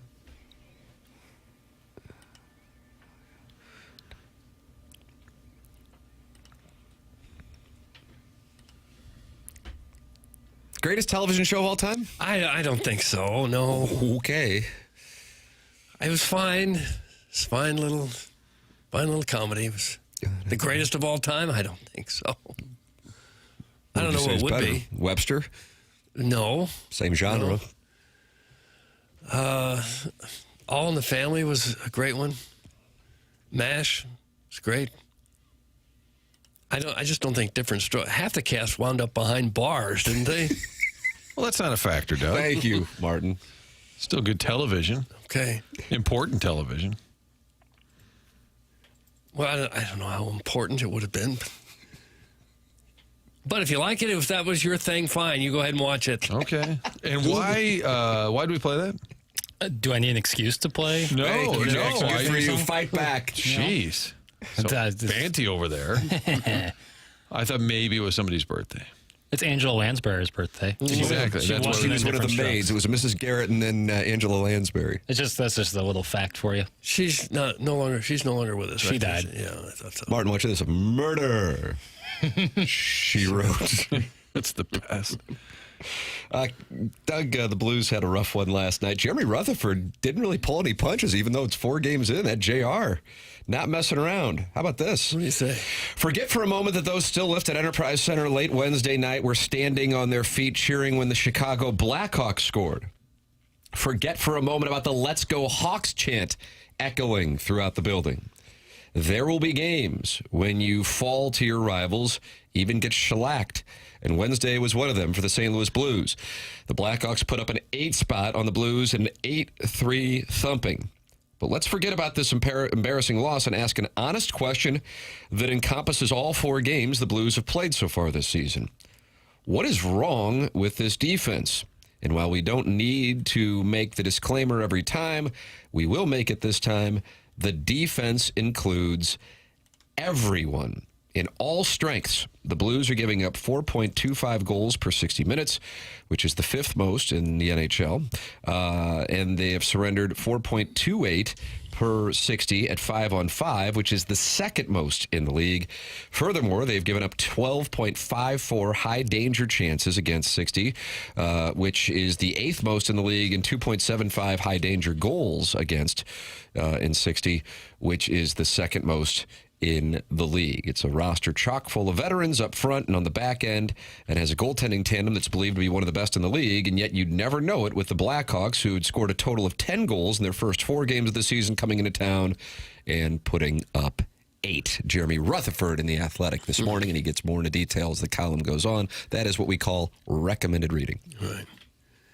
I guess you could try to write it off as a small sample size, too, just horrendous games, unusually bad games to start will skew the stats. But then the question is, why were they so bad? But the other part of it is, in one of the wins, it took Joel Hofer having to, what do you say, stand on his head? And spit wooden nickels. On Saturday in Calgary for them to survive that. Yeah. Well, those games are going to happen where you need your goalie to play well. But the 5-0 and 8-3, I mean, hopefully those will be the 2 most lopsided games they play all year. And we've had them here in the first week and a half of the season. It's hard to explain that on home ice, no less. You have to admit that was a sick pass from Hofer, though. That's from Yasiel the Boy Puig, who liked the pass. Yeah. Well, it wound up not just in the net, but in the back of the net. That's what the analysts say. It's the puck's going to wind up in the back of your net. Ooh. We have Daddy Padre, who's inside the room, who texts into the show. He isn't. And now we have a coach. I can tell you what's wrong with it. I coach hockey for 17 years. I was at the game last night. The defense is down lower than the forwards most of the time, so that means there's a forward at the top, and he's getting his ass handed to him by forwards. He's not a defenseman. He's a forward. The defense wants to play offense. I guess that's their new style, but it's not working. That's 13 goals given up at home, and in 2 games. Ouch. That's from the 870. I don't know who that is. I could see it being Mikey O. Could have been Toe Blake. Jackson's attracted to Lindy Ruff. This could be interesting if he has now decided to reach out directly to the show. Lindy Ruff's about 70 years old, perhaps. You judging my... No, you May, December romance. do you. That's exactly right. Papers. Thank you. Just trying to live It my is true truth. on games where the goalie gets lit up, and Hofer was bad. But you can look at other pieces, too, and say, boy, the defense didn't help him at all. Or that happens a lot on some of the Bennington games. There were games maybe 2 years ago, he'd give up 5 goals, and we'd say, man, if it weren't for Bennington, it would have been 7 or 8. So I think there's something to what JR is saying. Lindy Ruff's only 65. Don't ever age out my king again. Oh, your king. Age out my king, Lindy Ruff. You are a Give me the title of the wordsmith. segment, Chairman Kurt. Yeah. Wordsmith. His wife's name is Gay Ruff. Oh, really? Yeah. Okay. If it was the Lovely reverse. couple. You can know So her driver's license says rough gay. What it says? Yeah, likely. The 870 is spot on, so there's support for Lindy Ruff from Magic Beans. 870 is Northeast Arkansas. Doug, that's from Craig O'Neill. Well, they know hockey hot Yeah, what there. do they know about? They know their about puck. puck there. Usually a good southern town has some kind of minor league hockey team. Yeah. And then the guys just fight all the time. Like the Hanson correct. brothers. Yeah. Cam Jansen told me when he went over and played in the UK, all they wanted to see him was just everybody fighting the whole time.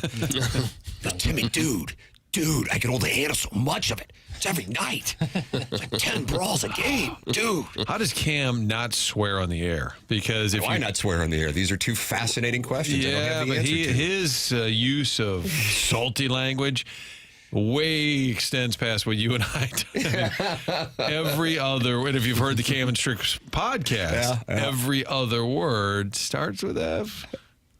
God bless Cam. Friend of the show, much like Iggy, a lot of people enjoyed hearing Iggs. Absolutely, of course. He's always a friend of this program. You better believe it, brother. Stop the complaining. We are only a point out of the wild card in Cardinal logic. We are very much in this. That's from Snoozy, Doug, who's monitoring the wild card standings in the NHL. Yeah, it'd be too early to say, nope, not going to happen this year. It's folded in. No. They got a good team. As far as the defensemen wanting to play offense, it's not like they have a whole lot of offensive-minded rear guards.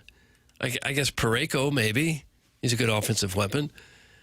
Fowler made a good move at the net last night, almost had a goal. But the other guys seem to be more of the stay-at-home type defensive first defenseman.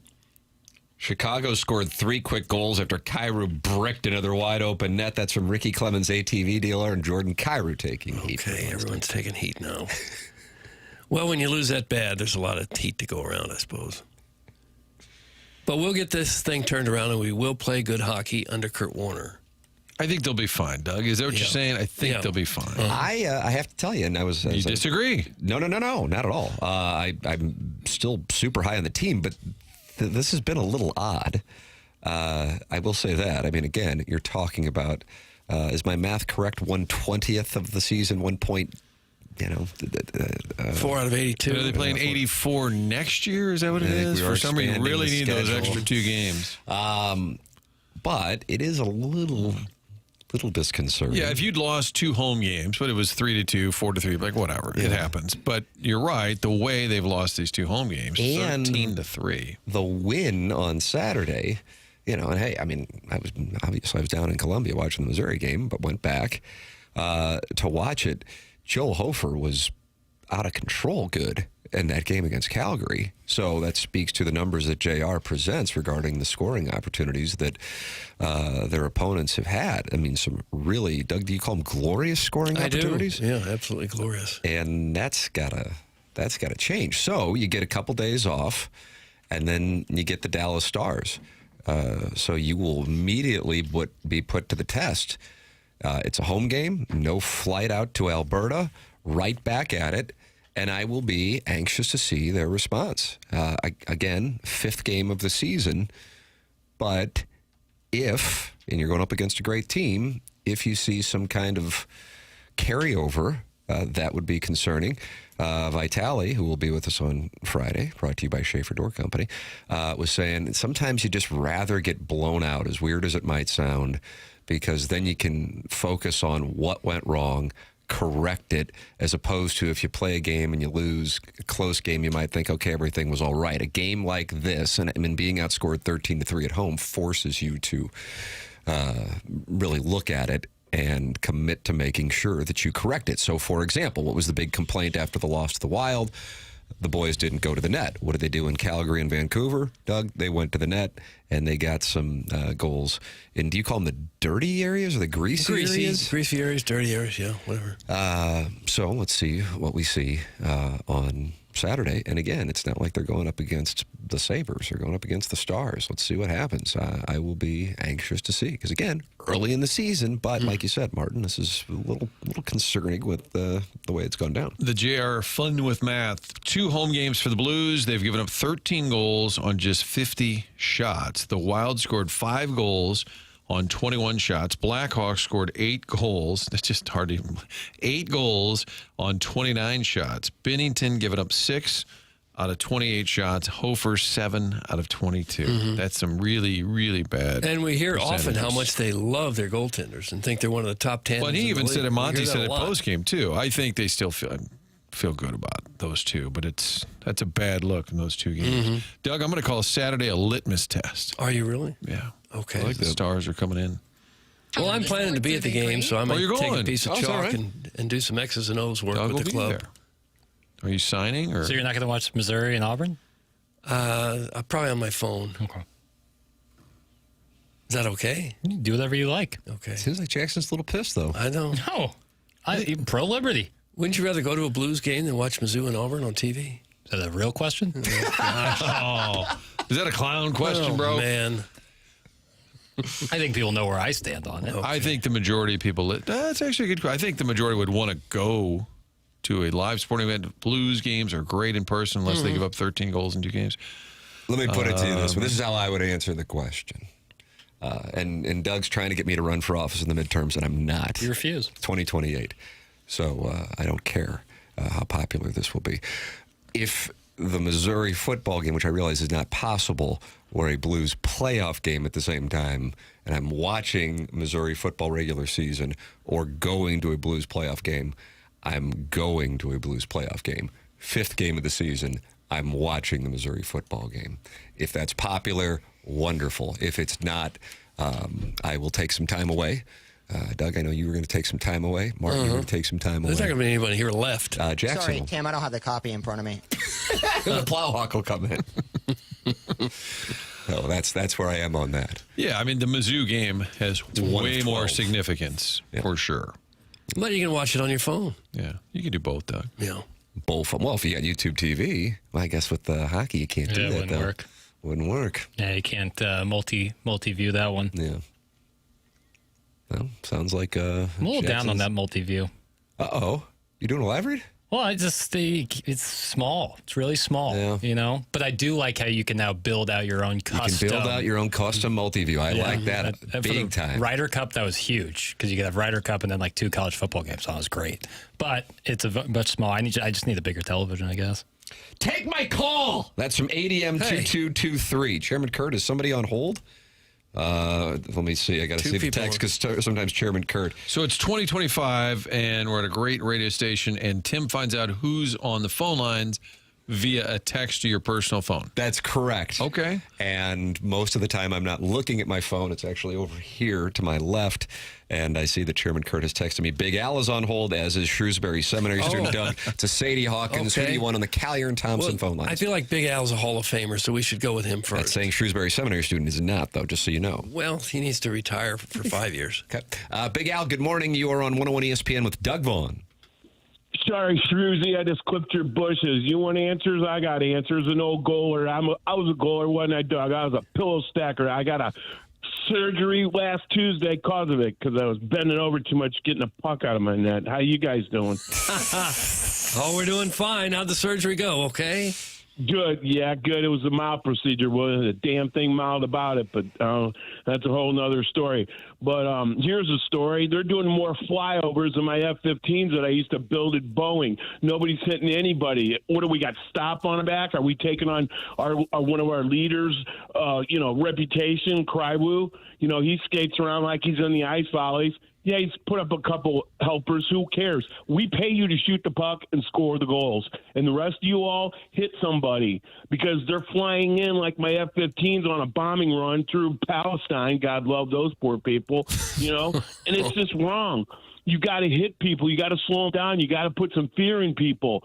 And E-Bug's right. We're all trying to play offense. You're there to play defense. If you get a chance, take it and go score, okay? But your job is to defend me. Otherwise, I'm hitting you with my own stick. Somebody better help me out here. I'm not out here alone. All right? Are you on their side or my side? Block the puck or get out of the way. Oh. So hit somebody, skate, boy, skate, and we'll be okay. Yes, skate, boy, Go ahead, skate. Truzy. Back to you. Oh, There it is. and what did Cairo have to do with the F-15? He's gone. Oh. Okay. There's a lot going on there, and I'm not sure I know what it all meant. But toughen up, Blues. Right. In Cryer, short. did you catch that? Cryer, yeah. He had some material. Might have been written out. You think that was a written out I don't know. take? He rifled through it pretty quick. Doug, here's the Shrewsbury Seminary student. Oh, okay. Good morning, Shrewsbury Seminary student. Hello, Shrizzy. You guys there? Yes, we're here. Are you? Yeah. Hey, I just called in to say my friend is on hold, and I want you to take his call. It's like a 314, and then it's a 2, I think 2. Are you seeing that, Jackson? For heaven's I see we sakes. have one other person on hold. Who is this guy? Yeah. Take that Are you call. using I'm your gonna hang call up. to get someone else on? Yeah, he said he's been on hold for 30 minutes. I said I'll handle it. So I got a call coming in. I got a meeting. I got to go. Take that call, though. Heaven's sakes. So Shrewsbury Seminary student letting us know about another call. Called in to tell us that somebody was on the other line. I guess we have to take it now, don't we? I believe that is that's in your contract. That's correct. Okay. Good morning, 3142. Chairman Kurt, do I need to look at my... Okay. Yes. Hello, guy. Hello? Yeah. Yes. Hello, gal. No, my name's Mason. Okay. Guy. Yeah, I wanted to call in and get some advice about my stepdad. Okay. Yeah, he's typically listening, but right now he's sleeping on the couch. So I told him I didn't have school today, so I'm at home. I needed some advice. He listens to this show like all the time, and he's like my stepdad. So he's like my mom's like for real boyfriend this time, if you know what that means. Okay. And hit the whole place. This is off to a bad start. I'm sorry. Mason, real quick, Mason, you said you were missing school or whatever. What grade are you in? I'm in 5th grade. Okay. Yep. And I have a question, and the question is this. My stepdad's always talking about how this guy named Steven Jackson, who played for the Rams, that he was like an elite running back. And I play a lot of fantasy football, and I do a lot of prop bets with an illegal account I made offshore. And I'm working today on building a couple of bots to make some like real-time player prop bets on the weekends. But I'm trying to separate my stepdad and my real mom. And I wanted to start with the straw man argument that Steven Jackson actually isn't elite. Okay. Okay. Pot him down. Okay. Pot him down. Wow. So that was... Pot him down. Get off this station. We're taking calls from 5th graders who have offshore accounts for gambling. And the Shrewsbury, was that the Butter Squirrel or the I believe seminary? it was the seminary student. He has been suspended How a long has he period been in the seminary? of 2 days' time for suggesting this. He recommended So the Mason call. didn't get suspended. Shrewsbury Seminary student got suspended for recommending the That's call. right, because he should know better. So Mason, the 5th grader, called in. Shrewsbury Said he wanted to do a good straw man argument. Gosh. Is that going to hurt Shrewsbury Seminary students' Hall of Fame I think it does. Yeah. I like a good straw For man. him to think that would be a good call is kind of frightening. Worst call in show history. Thanks, Crestwood Coyote, who's the brother of Eric in the Central it may have Stand, been. who Jackson says is attractive, but he's not attracted to. It may have been the worst ever. Shrewsbury Seminary student, you've been suspended for your recommendation, suspended a period of 2 days' time. Get this mother off the air. It's Mr. Licks. Oh, come on. He's in 5th grade. Maybe. Doug, you can hang out tonight at Hot Shots in O'Fallon, Illinois with Anthony Stalter and Learn. That is tonight, 6:30 to 8:30. They're calling it the Icy Hot Bowl. Mm-hmm. Yeah, icy apple. You like that? Flacco and Aaron Rodgers. That's right. Oh, because they're What are you old guys and they doing? need You ice. guys have that monkey balm or something you put on? Tiger Balm. Tiger Balm. Tiger Balm. Jackson. Just don't put too much on it. It'll scald your neck. I'm just now over it. Oh, my. Tim, there was one day you were out, these guys were in there like lathering each other up with this Tiger Balm. It was hot. It smelled. Helps a stiff tonight neck. from 6:30 to 8:30 with Anthony Stalter learning Bud Light at the Hot Shots in O'Fallon, Illinois. It is the Icy Hot Bowl. A surprise guest coming up in 21 minutes. Doug and I believe it's something to do with Purdue. That's what we've determined.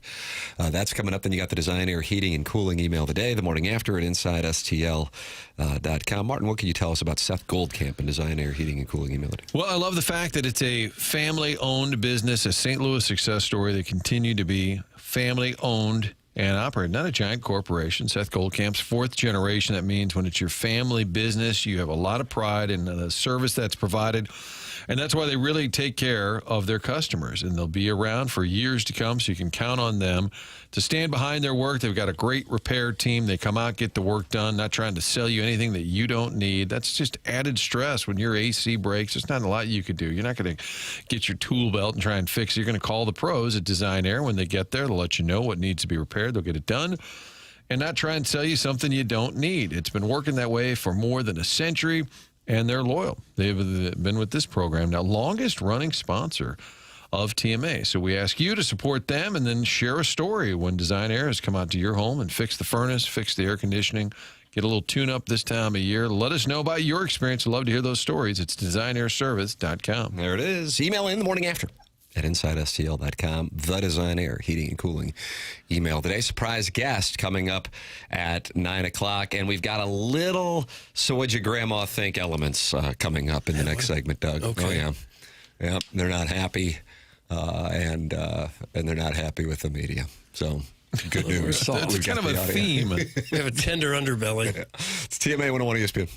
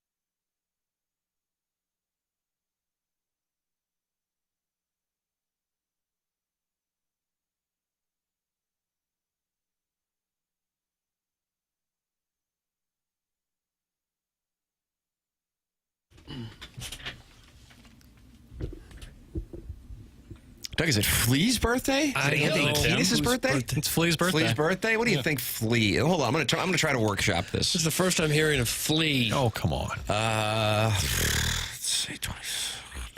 I'm gonna say 60 today. I'll say 61. I'd say right around it. There's a guitar in this hallway out here, and he's autographed it, but it's like script. Yeah, it doesn't have a signature. It just says FLEA, like he filled out some paperwork. I'm going to say 59. Today is his 63rd birthday. 63rd. Doug ships it again. Wow. God, this Price is Right strategy. Wow.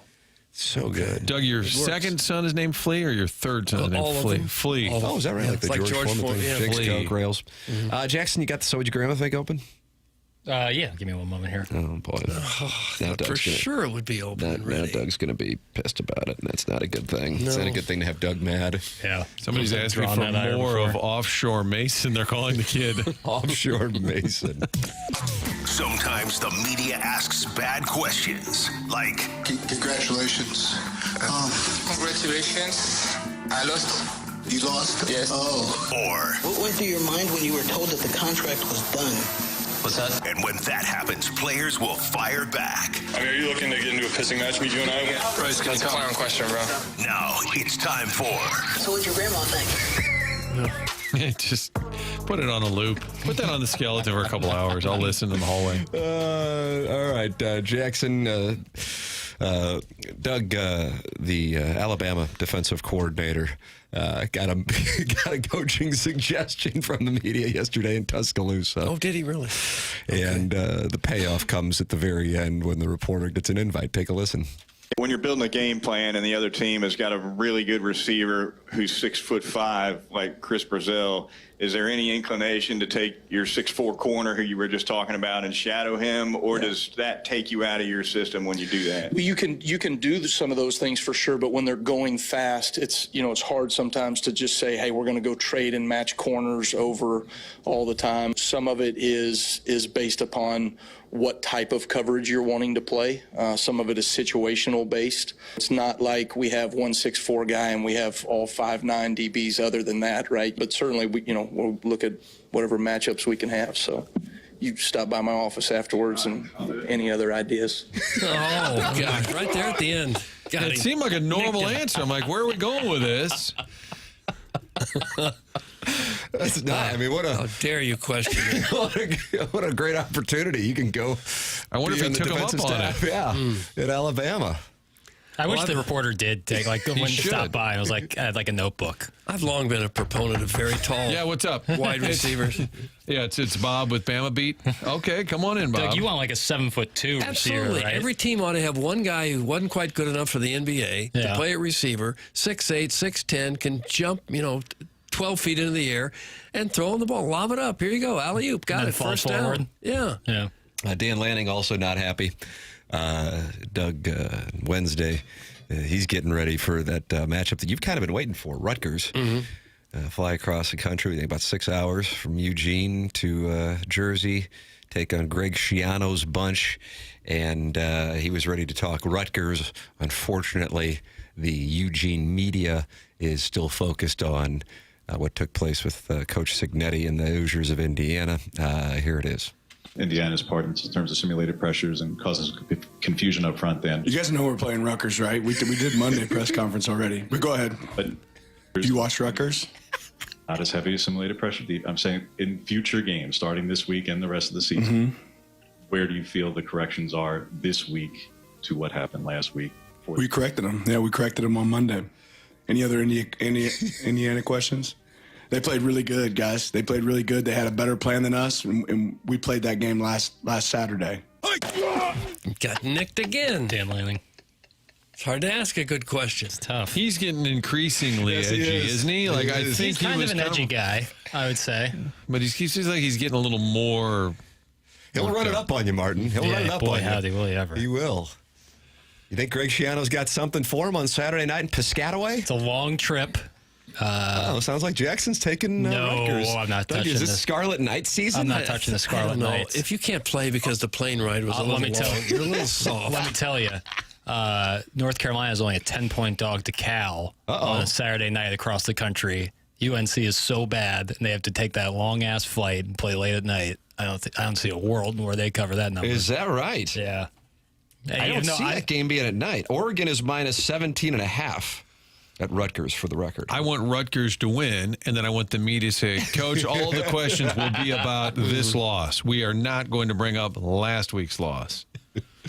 That at 9:30 p.m. on tomorrow night. It's a Friday night game. That's what you want. You want these Friday night games. Not if it features North Carolina, you've already lost. It's already bad. The Two Foxes got that Nebraska, Minnesota. It's not a bad Friday. Till check out your next Penn State coach. PJ Fleck or Matt Rule? Matt Rule. Well, either one. Fleck, can you imagine if they hired PJ Fleck? It also got Louisville, Miami Friday night. Yeah. But if you're North Carolina, I'm sure they'll fly probably Thursday morning. Like get right there, now? Yeah, that would be today. Get there at 1 or 2. Yeah. And relax. They go and see the stadium. Usually they walk around the field. At least they used to all the time the day before. And then they got all day to get ready. I can't believe the flight would have anything to do with whether they win or lose. Their most recent games, Doug, they lost to UCF 34-9. Then they lost to Clemson 38-10. That's just because they suck. I don't think it's because of the airline flight. Not going great. They lost to TCU 48-14. They're a terrible team. I don't doubt it. I'm saying I don't think they could blame a flight that was too long. Jackson, are you saying to unload the bankroll on the Cal Gordon Bears? Marshawn Lynch? I'm just saying if you want to get your weekend off to a good start. To lay a little base to go heavy on Diego Pavia against that little Southern Belle from South Boston, Brian Kelly. The best thing with sports gambling is if you hit on a Thursday night game or a Friday night college game and it sets you up in the black for Saturday. Now we've got some operating capital, Doug. Because you don't want to be betting scared. No. Scared money don't make money. Shouldn't do that. Scared money don't make. You don't have to speak in broken English to make your point. Fair. Very fair, Doug. Thank you for keeping me in check. Okay. On point. Just to let you know, Jackson, the Cal Golden Bears lost 34-0 to San Diego State. That's okay. Right. UNC is so bad like that, and I just don't think the motivation's there. Doug, how do you want to handle this with our bankrolls and this Cal Golden Bears play we've been given? You think I watch a lot of California Golden Bear football to have any idea what they're going to do? I don't. All I know is this flight is so darn long, North Carolina, that I'm a prayer. But that's some, I've don't been have looking a prayer? at. Is that how you said with it? ACC and Big Ten games, like teams having to travel that long. Mm-hmm. I think there is something to that. That's a long travel day. Do we have Belichick in the predictionary? I think we have. Right? Yeah. Whether he's back next year? I've already forgotten what I said. You guys both were saying he would be back, and I was really surprised by that. Did I? I definitely said, but yeah, will Bill Belichick be the coach of the UNC Tar Heels this time next year? Doug said yes. Tim said no. Martin said no, and I said yes. Oh, Martin okay, said good. no. So Tim and I said no. You and Doug said yes. Yes. I think he's so stubborn that he will not leave. Yeah, I wouldn't think he'd quit after. If he is to leave, it would be UNC saying, get out. And he's having some luck dating some of the sorority girls there, too. Brett Bielema wraps things up on, this isn't necessarily so what your grandma think, or is it, Jackson? It is not. Is this fun with audio? It's just fun with audio. This is like good-hearted. I-L-L. Had so many people. Listen, I needed to pick me up Sunday, Monday, right? And I happened to be in a JUCO, Mississippi, right? And a guy was from Danville, Illinois, that recruited Brad Underwood, if you can believe that. He's a basketball coach. So I was in visiting the football coaches. He's like, Coach, you got 10 minutes? So I went over to the basketball offices and saw a gentleman who was from Danville, Illinois, and just to hear him talk about watching the games right now from where he's at and what, like, it just warms my heart, right? And, bump into people. I was able to sneak away today. I had my youngest daughter gave a animal report. She was a kangaroo today at class, and I learned more about a kangaroo last night in her audition and today live than I had ever known about kangaroos. So I've been in the community a little bit here, and to hear people say things to me that they've never been able to have in the last 15, 20, 25 years, that means a lot. So on the back end of a little bit of disappointment, a little bit of love like that goes a long way. What was he talking about? I didn't entirely follow, but I enjoyed recruiting it. trip to a JUCO. He's talking in about Mississippi. He was talking about needing a pick me up. But the guy from Danville was basically saying he had trouble watching the games. Or No, he enjoys watching the watching games. Yeah, this was supposed to be warm. This is supposed to be good-hearted audio here. His daughter's a kangaroo. Well, she read a report at school. I got that part. Right. People are excited about ILL. That made him feel good. I do feel bad for Illinois. They're done. They got 2 losses. It's to Ohio State and Indiana. Right. And it's like they're done. Well, they've lost to Ohio State and Indiana. If they win out, I don't think they're done. I think the Indiana loss is going to really smart. I understand that. I said this at the tail end of yesterday's program. I feel like, and I don't know how this happened, but I guess it kind of speaks to how we were talking in the 7 o'clock hour on the Shildt thing, that things get parroted that aren't necessarily accurate, and then they become truths because they're passed around social media or message boards, that if you're a 2-loss team from the Big Ten or the SEC, that you're automatically in the playoff. And I do not think all 2-loss teams are created equal. You've got to have more signature wins, and I think you could see a 9-3 get in with more signature wins than a 10-2 that doesn't have one. So, Illinois certainly got it handed to them by the Hoosiers, and it really wasn't all that competitive, if we're going to be honest, about what took place Saturday in Champaign. I don't think Illinois fans were trying to spin it otherwise, for the record, but I'm not sure that it's done. The issue for Illinois is, where's the signature win going to come from? I guess they need USC to continue on, and that would be their signature win. But they've got at Washington after this week off, against Rutgers, who Jackson is parlaying with. No, California. I'm not touching the Scarlet Knights. Maryland, at Wisconsin, and against Northwestern. Yeah. See what I'm saying? Yeah. There's a real chance Illinois goes 10-2. Yeah, I just think I think there's a lot of similarities to Mizzou last year. If they would have gone 10-2, but their losses. I agree with that. I do agree with that. But they didn't lose to 2 playoff teams. Sure, no doubt. There's a couple of teams that could be on the fringe of the playoffs that are both undefeated right now. Georgia Tech and BYU, both 6-0, play a really soft schedule. Both got one tough game. Georgia Tech's got Georgia, BYU's got Texas Tech, but both those teams could very easily finish 11-1 and cause problems for a team like Illinois to get in. All right. Well, we'll talk about it with our surprise guest. Yeah, surprise guest coming up. Gene Katie will break it down. That's correct, Gene Katie. Surprise guest coming up next here on TMA 101 ESPN.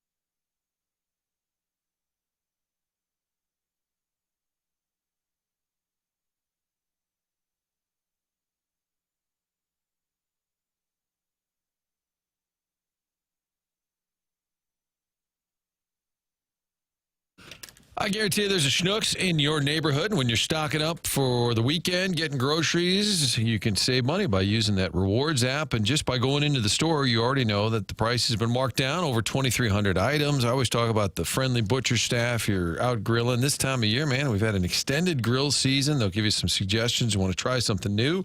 Always a friendly staff there. They give you some great ideas. You also get the additional savings when there's the digital shelf tag that will note when things have been reduced even more, doing their best to try and save you money. Get that Rewards app, and when you check out, you also find out how many dollars you have in your account. You can cash it out or just let it build up over time. Use the Rewards app for delivery. Schnucks delivers, curbside pickup, all of it available by getting that Schnucks Rewards app.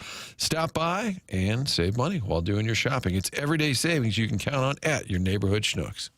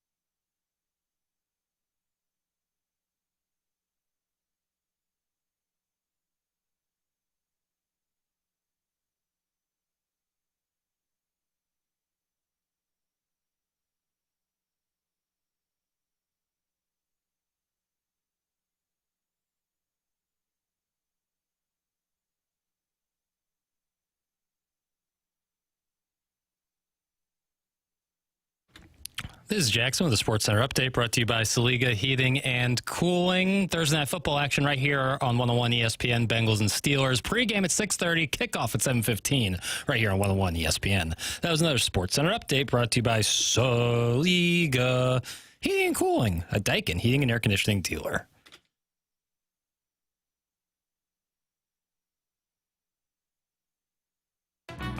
Surprise, surprise, surprise. Now, what, if anything, that bowl contains, we don't know. This is an adventure you and I are going to be taking together. You've got a big surprise coming to you. Tim, you guys love it when we tee up a guest. Yeah. Somebody that you want to hear from. Yeah. Adventure, I would say that you need to hear from, but you guys just don't even know who it is. Caller, who's on the line today? Hi, this is David, someone that lives around a bunch of baseball fans where nobody likes me at all. David Freese. It sounds like D. Freese. Well, but he lives around. Oh, is this a Texas reference? That's a Texas reference. That's yeah. David Freese. Well, you do have a distinct voice, D. Freese. Yeah. Have you ever heard any Sean Penn Spicoli comparisons before? Spicoli. Maybe in a former life. Well, that's what, Tim, next week I'm going to get Spicoli to call in. Then you'll be really confused. Yeah, Sean Penn. What's going on, man? You down in Austin?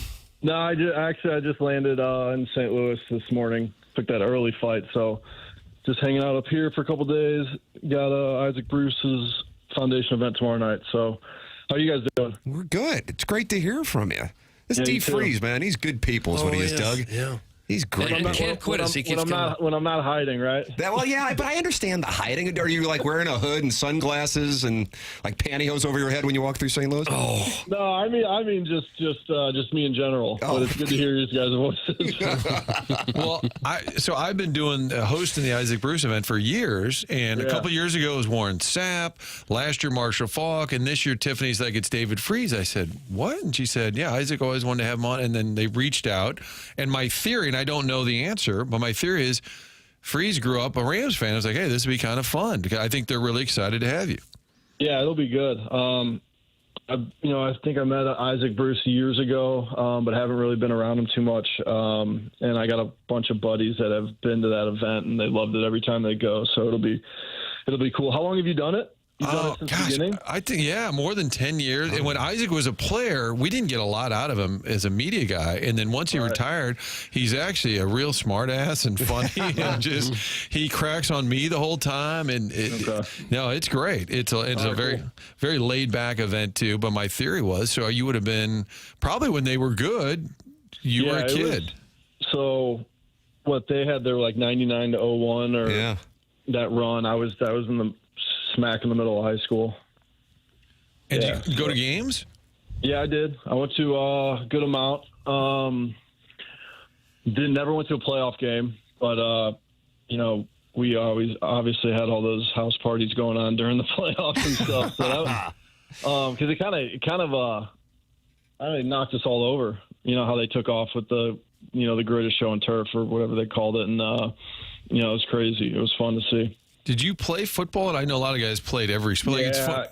No, I didn't. I just played baseball, tried to play some basketball. That was it. But I should have played hockey.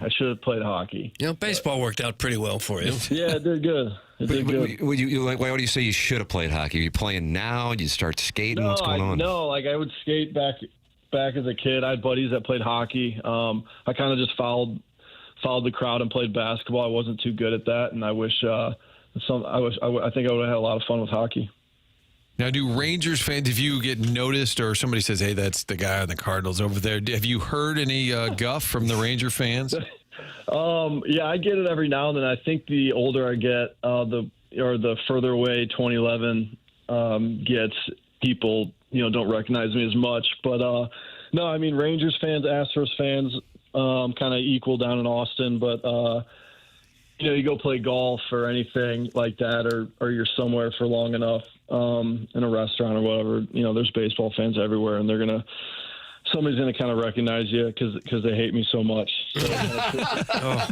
So, if you're just some ball player, maybe you can get through there, but a lot of emotions, I guess, from that. So I just tell them they got one finally so they can relax. Yeah, that is true. They got one. The old video from the from Game 6, 2011 pops up on my phone every now and then. I can't help but watch the whole thing all over again. Do you ever do that? Do you ever go back and watch that? Yeah, I do. I haven't in a while, but there's times that it pops up, and I'll definitely sit through it and watch it. You always notice something different. My kids are getting older. My boys are 7 and 5, and so they're, they understand from other friends' parents or this and that, or them asking about it, and I'll show them some stuff. They're starting to kind of, they obviously understand what happened, and it's cool when the kids start to realize what like 50,000 people in the seats actually means. We took them to the U.S. national exhibition game, soccer game against Ecuador last Friday, and so they got to kind of experience that.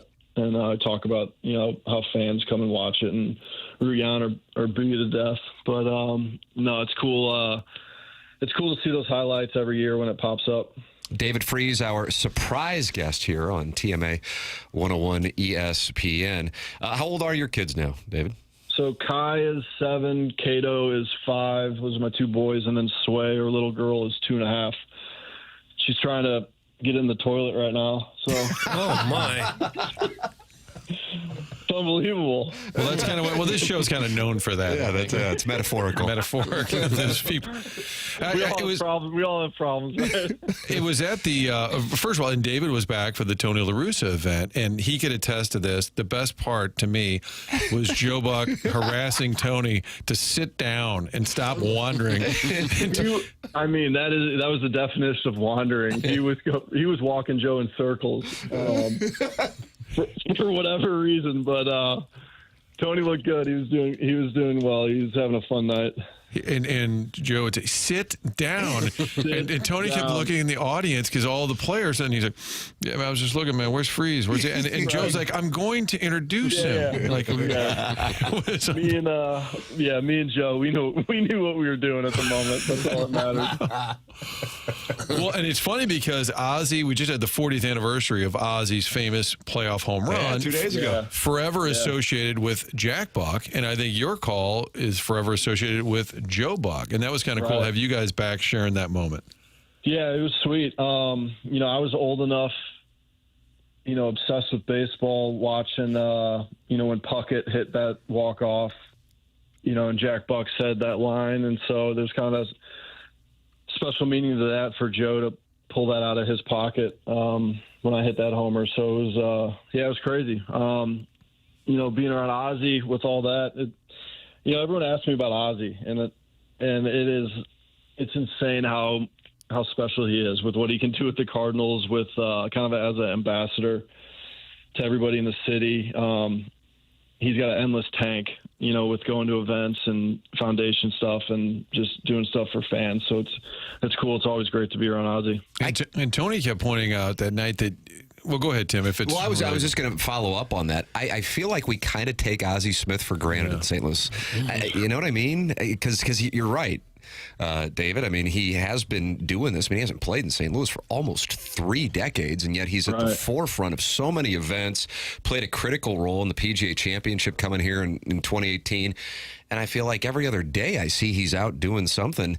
It really is something, like you said. I like that endless tank, Doug. I'm going to use that endless tank. That's good. Yeah, it's good. No, it's you can't fake that. There's guys that you play with, like Wainwright or who else? Like Justin Turner, Kershaw in L.A. Like they're doing stuff all day, and then they go be an elite ball player at night. They're just doing stuff all season. It's crazy how guys can pull it off. But yeah, I think having Ozzie around doing that stuff has been special. And he vanished. I don't know what 97 to 2012 as far as baseball. You know, and he's just kept on it off the field, and then got back into it when Matheny took over. I was going to ask about what Tony kept bringing up. So in the 2011, which you're infamous now for your postseason run, but struggled with the Phillies, and he famous, said, not infamous, but famous. Or famous, or whatever.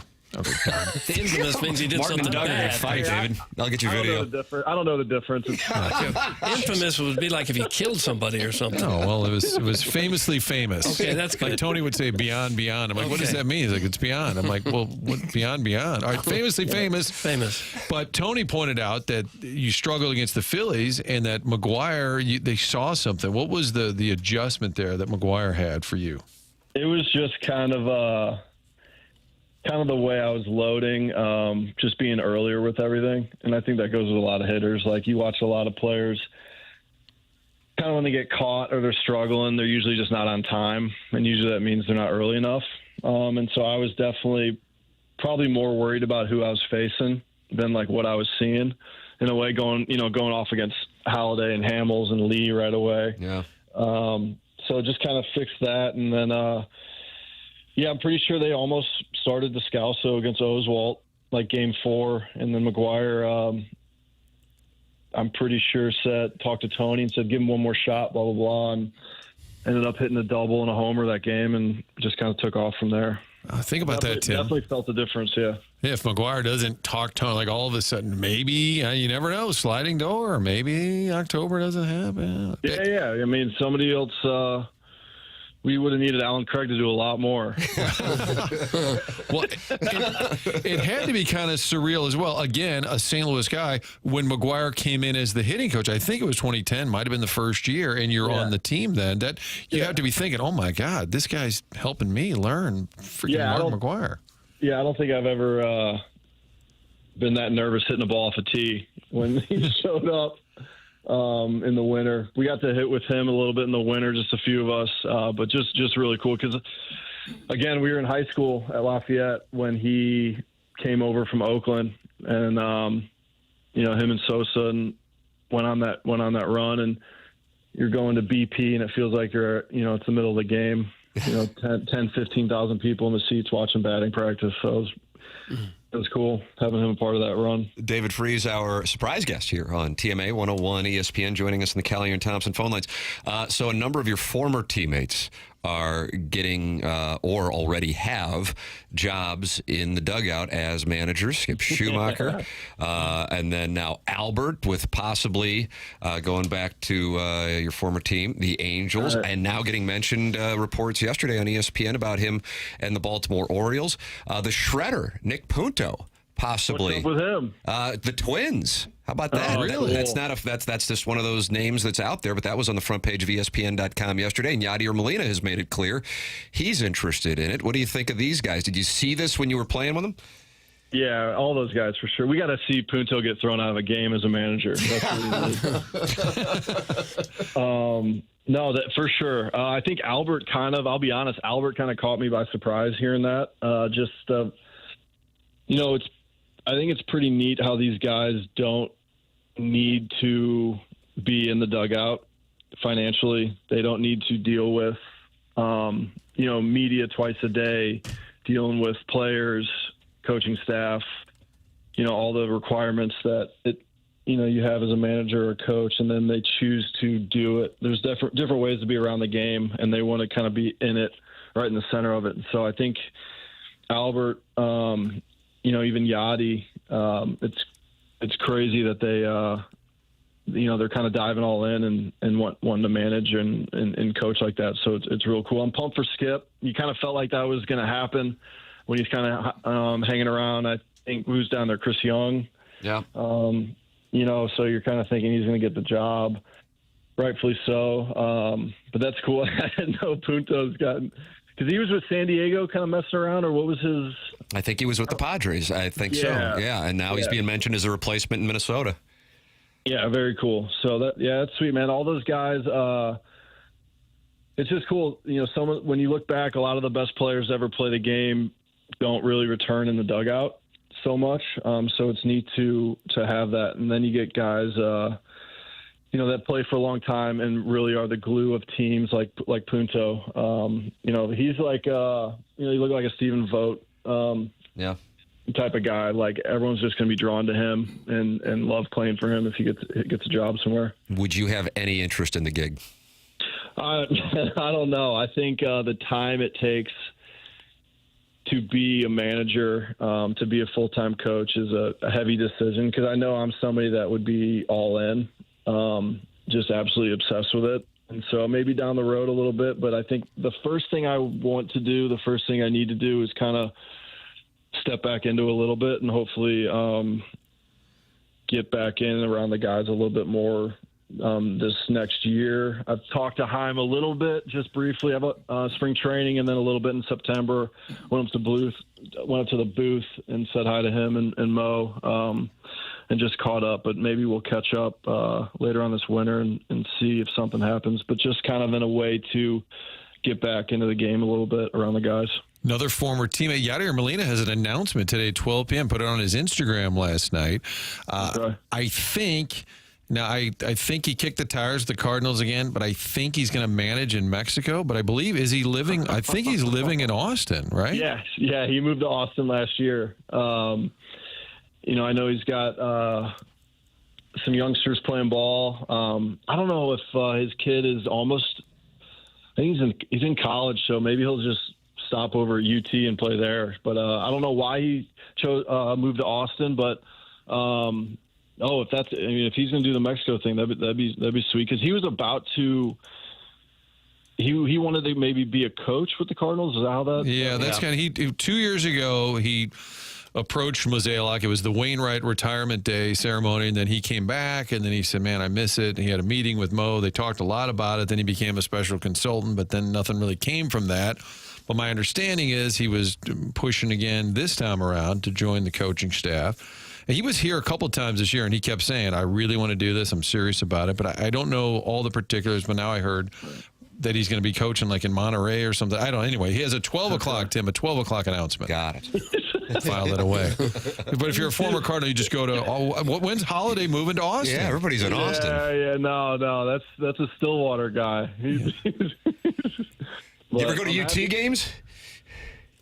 I've been to one baseball game. I've been to a bunch of football games back like 20 years ago, but I haven't caught a football game yet. But one baseball game, and it's fun, man. College is great. It feels like it's just like the minor leagues professional ball. It's crazy how it's even changed in the last 10 years. You were speaking of the obsessive personality trait that you would get all in if you were to start managing again. I believe when we last talked, you were highly engaged with the game of golf, but I just looked up your handicap, and I haven't seen a round posted, Doug, since December of 24. So either he's sandbagging or he's gotten away from the game. Something's awry.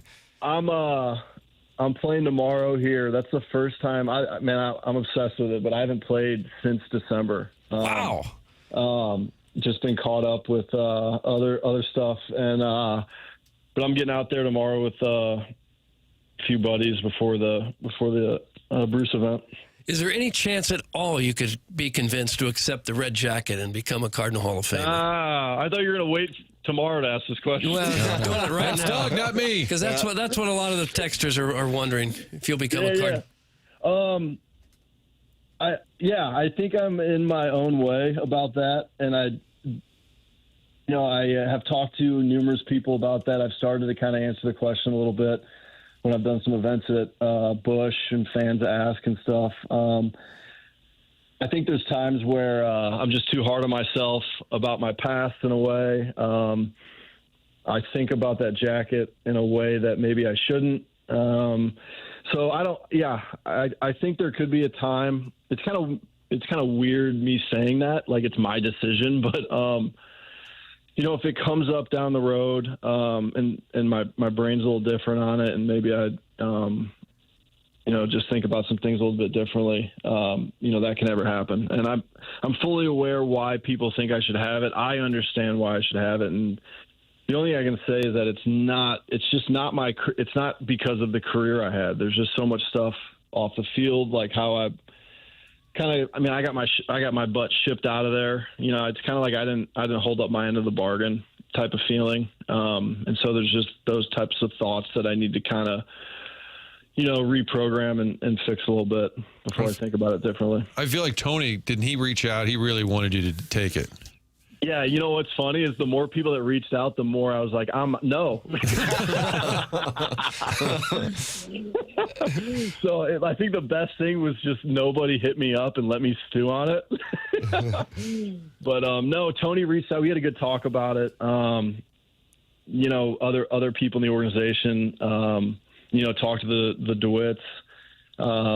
And everyone was real understanding to an extent and just respected my decision. You know, I was a 40-year-old, fully capable of understanding my decisions, and so it was definitely going to be something that I wanted to do or didn't want to do. And you know, when the time comes, maybe we'll get back to it. But I know we got a couple guys coming up next year, the year after that, where everyone's really pumped for them to get in and this and that. Yeah, I would say next summer don't do it because that'll be an Albert Yachty vehicle that year. So that might be I figured they were coming up next year. After. I think they're a lock, Tim. I'm going to go out on a limb and say I think they're a lock. It's a tight read. I got to tell you, man. I think you say tight read. You like that tight read? Yep, tight read. I'll write that one down. Yes, what was our other one? Empty the tank. What'd you say about the Wizard tank? Tank is. I don't remember. Endless tank. Okay. It's wonderful. The short-term memory loss is just falling on hard times around here. But I think people hearing you say that, David, going, all right, man, this is number one, it's good to hear. But number two, really respect that's the thought process behind it. So, I mean, honestly, talking about reads, my read was you're just like, yeah, I just want to be in Austin and do my thing with my family and not be required to come back and kind of do the song and dance. But for you, it sounds like you're just like not proud of who you are off the field. Does that summarize it? Yeah, I appreciate you saying that because that's exactly how I feel about it. I would love to do the song and dance as much as I act like I don't like it, guys. No, I mean, I fully understand it. I fully love it. I've definitely, I think I'm kind of stepping over that line of embracing what I did and what, it's almost a responsibility.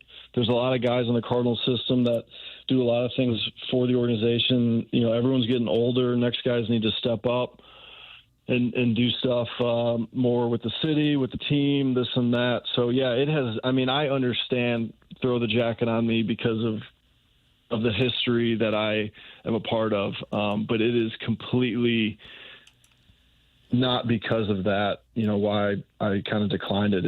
It's really how you know, strongly I feel about myself back then and how I didn't hold up my end of the bargain as kind of a person in a way. So, no, I would love to. It hurts so much knowing, hearing from Chris Carpenter and guys like that, you know, like really wanting me to reconsider and be a part of the crew on opening day. Like that's what was the toughest thing to think about because I respect all those guys so much. But, no, I would love to put it on one day if it works out, if everyone feels comfortable about it, and just be a part of all that because I understand what it means. But here's the thing: my counter to that, which of course, I mean, it's your life and I respect it, and you know, and none of us do. But you did turn it around, you know. Right. And, right. and I know we've talked before, and you attribute a lot of that to Marin and your wife, your family, and that. But I mean, and then there's recognition of it. So in a sense, the story, which was incredible, leading up to October 2011, but then really the back half of the story is what makes it so relatable to a lot of people who will never have the opportunity to play sports professionally. That can be inspiring. So I think that really completes the story. Yeah, well, I appreciate you saying that again. Yeah, that's just, I think that part of the story is something that I got to consistently keep thinking about and, you know, think about it differently, you know, and just embrace the whole deal, you know, and, you know, we'll get there, but there's just, you know, there's a lot of things that I'm hard on myself about, but, man, this just shows like what St. Louis is all about. It's crazy. The amount of people I see all over the country still that are Cardinals fans because they're everywhere. And they bring up the jacket and they just say the nicest things. So, it's a hell of a town to do this in, and I'll never forget that. All right, final thought from me, at least. Matt Holliday is normally in this time slot Thursdays and nights, so we kind of let Freese come in and swipe his. Yeah, it's kind of a cuck. I knew he did. I've caught your guys deal with him a little bit. He does that regularly, huh? Yeah, he's a regular. So you want some of that action, Freese? Get it. I'm a new man. Let's do it. Let's do it. Regular. Tim, we just cut a deal. God, right this there. is nice. But Holliday texted me he's going to be on tomorrow. So is there anything you'd like to say? I think for a while, weren't you on scholarship? Like Matt paid for everything, and yeah, he would take 10 guys out to dinner. He would say, he goes, anything I order is for me. You're not touching anything I order. You guys get whatever you want, but anything I order, I'm eating. So I respect that. Yeah, it's great. It's great. It was perfect. So Holliday was paying for 10 guys? No, if it, between two or six, whatever, Still whoever. a nice bill. Still a nice yeah, bill. I mean, yeah, first and 15th, he was doing all right. I got to ask this. This is housekeeping. Martin, you like logistics. Okay. During COVID, and I don't know if you remember this, Freese, me and you and Maroon did an interview. Yeah. Okay. And I've never released it. I nerd out so hard, but it's the most I've ever. I'm like, I've listened to it. Jackson's listened to it too. I'm embarrassed for myself, but to have you and Pat together talking about your experiences, it gets pretty vivid. There's obviously a lot of profanity, but I didn't want to. Maroon wouldn't give a damn about anything, but I didn't want to release this without talking with you because it's been 5 years. But you go so in depth into all of the elements of the baseball in particular throughout that October. Is it good to release it, or would you like me to keep it in the archives? No, anything with Maroon, you can release. It's time to release it, Doug. It's time to release it. So Tim, 5 years later, 5 years it's going to drop. Pat's won 2 cups since then, Dave. People are going to be highly disappointed, but So Tim, usually people say, "Oh, my pod drops on Monday." It'll drop. So yours like, just give me 5 years, give kids. Me 1,500 days, and then we'll release the Freese Maroon conversation. God bless. Martin, what a wonderful surprise guest. Well, when I heard he was the guest for the event, and again, I think there's a limit. It's almost all sold out, but it's such a cool event because it's really laid back, and Isaac Bruce keeps coming back. The least likely to me baton carrier for the Rams franchise is Isaac. He was so low key, and yet no way. Yeah, I mean seriously, and that he is now. I mean, I just didn't expect it. He's like Mr. St. Louis. Cool. Goes out of his way to always mention the St. Louis Rams. That's his thing. It's such a fun event, very laid back, and it's at the Hyatt downtown tomorrow night. God bless. IsaacBruce.org. If you want to join us, a conversation with Isaac Bruce and David Freese. What I'll do there, Tim, is just get out of the way and let these two superstars talk. It's going to be a ton of fun. It'll be good. Did he went to Memphis, or where did he? Yeah, he's Memphis Tiger. Memphis Tiger. Yeah, he was talking smack on Mizzou 2 years ago. Where did he grow up? Fort Lauderdale. No, I did. And then he coached high school for like a year or two, and I swear he denies it now. But he told me this story. He was coaching the wide receivers, and some kid mouthed off and said, "Well, what do you know?" Oh, wow. And the best Isaac Bruce, just also that kind of quiet cockiness. When he got into the Hall of Fame, the way they would do it, they put you in the hotel rooms at the Super Bowl, and then if you get in, they knock on your door. Well, this big guy, David Baker, was the head of the Pro Football Hall of Fame, knocks on his door, and he said, "I didn't answer. I made him knock twice." He said, "Because they made me wait." Damn. Yeah, gangster. He's a silent assassin. Freese, great to talk it over with you, man. This was awesome. I appreciate it, guys, very much. It was fun. Thanks for the time, David Freese. Cool. Thanks, brother. All right, we'll David Freese was here in the Callier and Thompson phone. Oh, Jackson cut him off, and he just went like this. Oh, he just cut him off. It was like Bo Prabula off. and Doug was Marquise Johnson. Doug was over there throwing his hands up in the air. Yeah, I guess when in doubt, go longer than shorter. My apologies. It's all right. No, it's fine. Okay. So I heard he was. Tell Doug's pissed though. I didn't know he was going to be the guest, and I'm like, oh my God, he'd be perfect. He's flying in for the event. I'm like, it's October. It's time to think Cardinal memories, and he's in a great space, as you can tell. Yes. And he doesn't do a lot of events. It sounds like he's maybe starting to be more open to that. Right. So I think Isaac had this idea, and they reached out, and I think the Cardinal people thought, he probably, no offense, he probably just wouldn't want to do it. And I guess he said, hell yeah. Isaac Bruce, Rams. I know. So really fun. Tomorrow night, IsaacBruce.org for more information. I mean, let me tell you something. Number one, great guest, Martin, tip of the cap. But number two, you can just tell, that's just like a guy who had, along with Maroon, but a guy, just like a guy, as is Pat, who had this incredible thing happen in his hometown. I mean, if he would have done that with the Angels or Dodgers or Pirates, it would have been insane. But to have it happen in his hometown, but he's just like a guy. I hope I'm communicating it effectively. Like, there's no errors about him. And if anything, his self-awareness is, I would say, on point, but I think it might be like an enemy of his that he's in his own head, as he said, that he's like, I'm not proud of the person I was while I'm in St. Louis, and therefore I don't view myself being worthy of the red jacket. Which I think a lot of people, as he was saying that, the text inbox was lighting up with people going, God, I'm an even bigger fan of this guy now, but put the red jacket on him, you know, because you can tell he's just a great effing person. He provided lifetime memories for any Cardinal fan who watched that World Series. That's probably the most exciting moment in Cardinal baseball history in the memory of probably anyone still alive. So I don't know why that wouldn't be worthy of Hall of Fame. And it is. The Cardinals have tried to give it to him. I don't think he realizes how big that moment was for so many people. But I guess, and that's the thing, that's why I wanted to ask him about that interview. And by waiting 5 years, it turns into, Jackson, what's a film that people sat on for years and then it was released? Maybe The Irishman. Yeah. You know, so then it doesn't live up to the hype. So I'm not trying to turn this in, but I mean, it's Pat and David telling some stories, and, you know, they're vivid, and obviously there's all kinds of profanity with the three of us sitting in there and just BSing, but he really gets into, like, breaking down the pitches that Neftali Feliz threw and how he should have walked in the bat. Was it Mark Lowe? Is that the name of the pitcher who gave up the thank you, Chairman Kurt? He really should have walked on 4 pitches, so thank God that the fourth one was called a strike. So we get into all that, along with him and Pat hanging out in Anaheim and, you know, all kinds of nonsense. But the point being, like, if he's not proud of that time, then, you know, it's his life and his time that he gave to us to talk with us. Then I didn't want to put it out there, and I hadn't had a chance to talk to him about it to see if he was cool with it. I know Maroon doesn't care. So yeah, we'll release it. But he is so, I guess the right word would be ashamed of that, you know, it's still in his head. What, 12 years? He got traded after 13. 13. Yeah. He said I got shipped out. And so he feels kind of funny now being a celebrated former Cardinal. I think La Russa tried to tell him, this is the fans choosing. This is what the fans want. This is what this whole Hall of Fame is. You can debate it all day. It's not the end of the world. It's what the fans want. That's why they get to vote. And I think it sounds like he's coming around to that idea. But again, this summer, maybe not the time to. Next summer, you're going to have Albert and Yachty.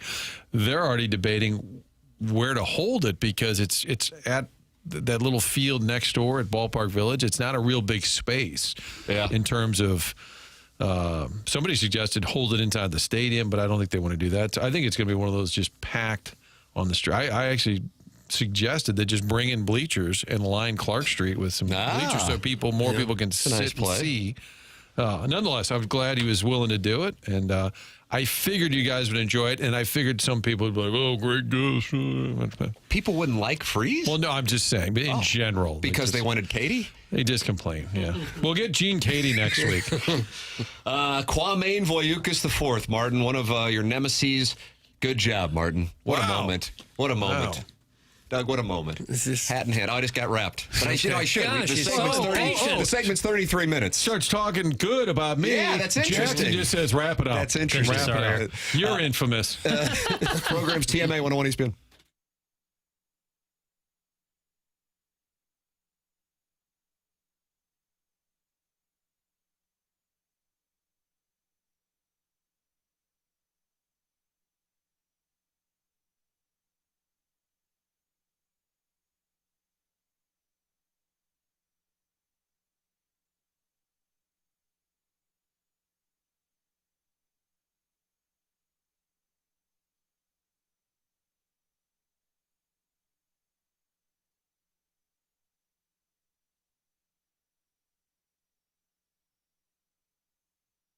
AutoLoanPro.com. That's the website to head to if you're in the market for a new vehicle. It doesn't matter what your situation or what your circumstance. Auto Loan Pro is going to get you that new vehicle.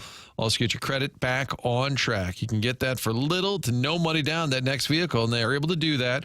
get you the best rates. They can do it because they have over 50 different lenders that they're dealing with. So you get the very best financing. Really, only one thing to know when financing a car. The thing to know is to choose the Auto Loan Pro. Go online, download that free playbook we've been telling you about. It's pretty cool, explaining to you how the credit industry works. So you'll get educated and get yourself a new vehicle, and the next time around, get that car you really have in mind. Auto Loan Pro is part of the Lita family. Get online, autoloanpro.com. Easy website to navigate, pick out that vehicle.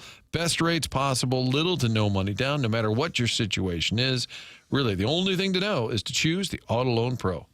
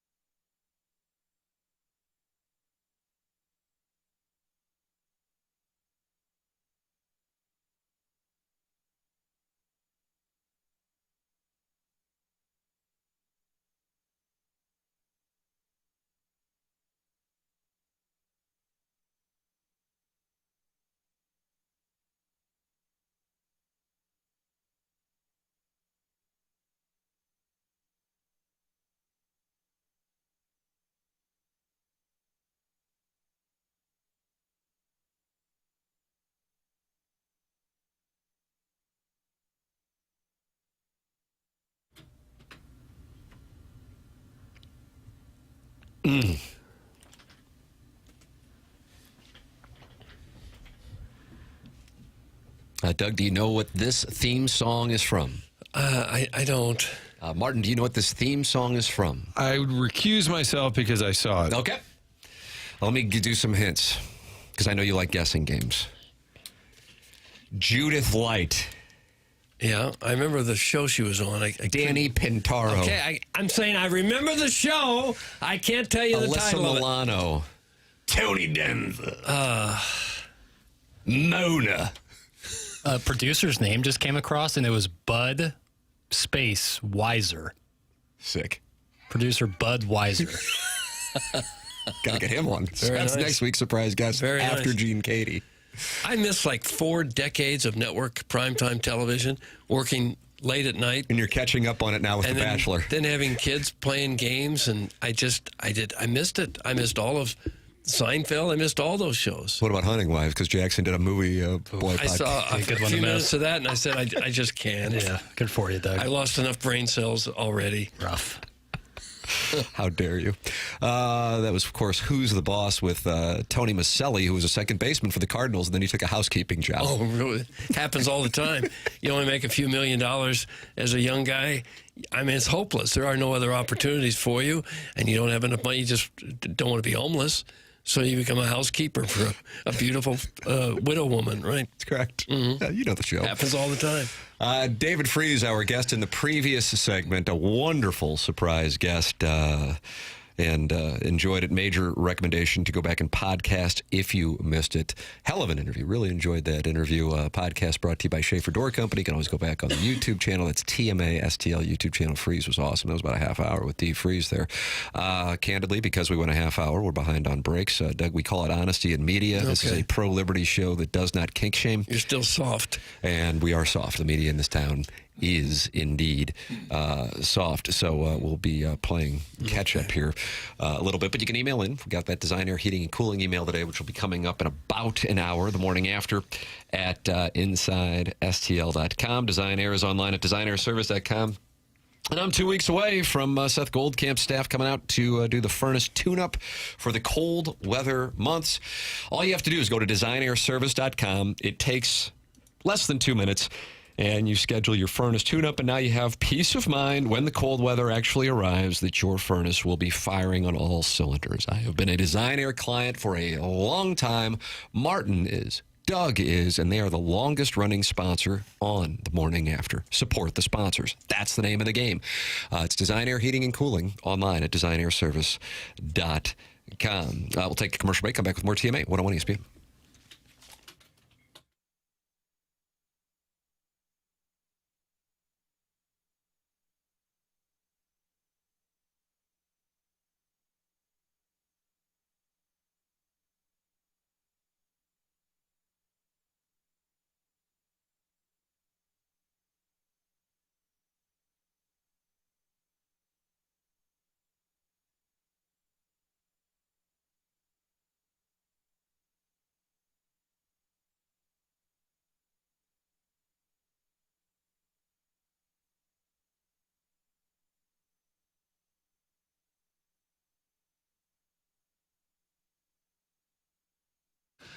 Headed to old Scotland, spectacular Scotland. We're headed there with a group called Colette. That's a travel company that's been around for more than a century. So the deal is this. They've handled everything, all those details, like the flights, the meals, the hotels, local experiences. They put it all together for you. So just sit back and have fun.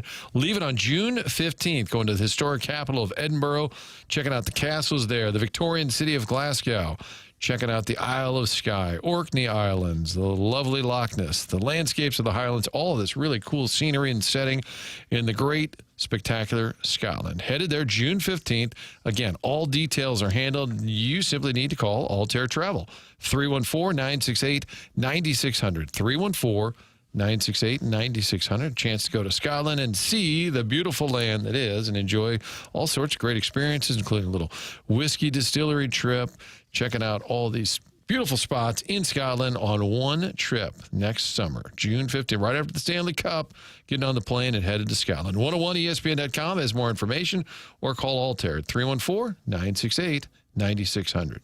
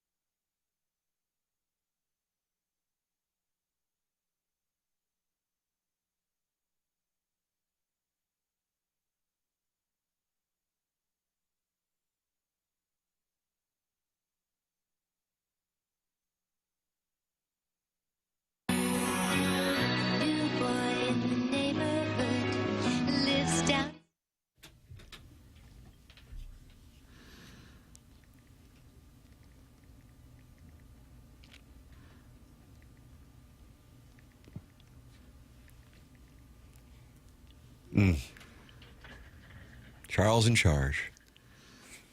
Okay. Is this one of your favorite shows, Jeff? No, this is another Budweiser production. It's a real guy. What do we know about this guy? He produced like a ton of television in the 80s. One Day at a Time, The Practice, Dear John, Who's the Boss, All in the Family, Charles in Charge, Chico and the Man. Chico and the Man, Doug. Growing Pains, The New Lassie. So his name was Bernard Weiser. So I wonder if somebody had fun over the years. Yeah. Said, just call him Bud. Called him Bud. Nicole Eggert? Scott Baio was in Charles in Charge, right? That was As was Nicole Eggert. He'd be a good surprise guest. Yeah, good surprise. I'd be surprised if I could find him. I was looking to see what the word Budweiser meant. It's German, right? German derivative of Budweiss. I guess the beer was produced in a town of Budweiss. Oh, nice. It was the town it was produced in Germany. Oh, good knowledge. Okay. Show's full of knowledge, I've decided. If you're ready to hit the fairway with Jackson and myself, 101 ESPN and Michelob Ultra present the Tee It Up with TMA giveaway. One lucky winner and a guest will score a free round of golf with me and Jackson at Fox Run. Doug, I'm telling you, Fox Run is one of the finest courses in the area. They just redid it. It is outstanding. It is your chance to hang out and enjoy a laid-back round with me and Jackson. Use the code SWING to get entered to win now either at 101ESPN.com or on the 101 mobile app. Must be 21. The Tee It Up with TMA giveaway is courtesy of Michelob Ultra Superior Light Beer. Think about it. Okay. Well, I will. I'll take some time and just start thinking. I'm going to reflect on it. That's what I'm going to do. I'm seriously going to do that? Mm-hmm. Here is John Gannon, who had a rough time with the Cardinals a couple of weeks ago. And he was asked a question yesterday, and then it got real. Okay. I think he was a defensive coordinator or a defensive quality specialist in 2007 for the Atlanta Falcons. Fighting Falcons, Doug. Okay. It's a key detail here. Coach, how early in your career did you have to start trying to figure out how to take the emotion out of coaching, as far as when you have all these injuries and you have all these different pieces? When's the first time that you can recall it? 2007, when our quarterback went to jail. Coach, thank you. Coach, thank you. Yeah, I hate it when your quarterback goes to jail. Is it Mike Vick? Yeah, that's That's what correct. you're talking about? Oh, Yeah. okay. Yeah, that'll teach you to adjust on the fly. Sure will. Boy, he's had a big comeback, though. Now he's a head coach somewhere, isn't he? College head coach? Somewhere in Virginia. Norfolk State. Friend of the Missouri Tigers. Mizzou's friend. Yeah. Jackson's in a dark place now. Yeah, because his name was Mud for years all over the country. I like the media guys. And okay, thanks. That was it. That was it. He gets a little fired up that John Gannon yelling at the player who fumbled. Oh, that's right. I think he apologized. Yeah. And Took got some fined. time- took some time off. Time as well. Took a Tuesday a lot off. of taking time. And then Caleb Williams and Troy Aikman are sideways. I don't know this story. So there was some talk online, so much so that both Ben Johnson, the Bears head coach, and Caleb Williams were asked about it. So this isn't just like, social media smoke. This is a real thing. That there was some that Aikman was very feudish- critical of Caleb Williams during the Monday Night Football broadcast, to a point where people were really taking notice. Yep. And when asked about it, Caleb Williams gave this response about missing the production meeting with Aikman before the game. All right. Go ahead and hit the lever, please. Did you meet with Troy last week leading up to the game? I did not. Stuff, or? I did not. I didn't get to meet with him.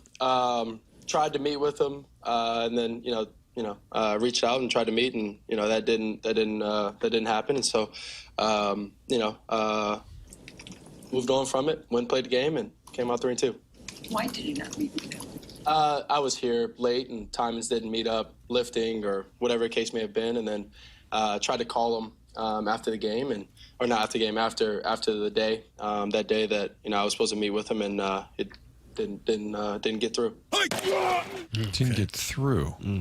Kind of an odd story. I think teams are run almost like the military, and it's like this: you practice at 11:04, you eat lunch at 11:04, and it's production meetings. ESPN's here 2:30. Quarterback, captain, D lineman, or whoever they request. Right. I guarantee Joe and Troy get into town on a Saturday, and that's the home team. You go to their home base typically, meet with the coaches and the players. Then the next day at the hotel, you get the visiting team, Right. and you sit and chat. It just surprised me that Something doesn't add up a there. team PR person wouldn't reach out to Troy and be like, "Hey, Caleb's running late," or the fact that it was just no communication at all is surprising. It doesn't add up. I don't know. Something's not right there because why wouldn't they have met? He's the quarterback. They're doing the Monday night game. And I didn't pick up on that, but if Troy, maybe he was miffed, I'm guessing here, surmising, right, that he was miffed if he stiffed him at the production meeting. Like, all right, young quarterback, you stiffed us, you know. I did not watch that game. Did anybody notice I watched it, but I was at a bar, so I didn't hear. Well, you were at a bar on Monday night. Look at you. That was a patio. Where were you?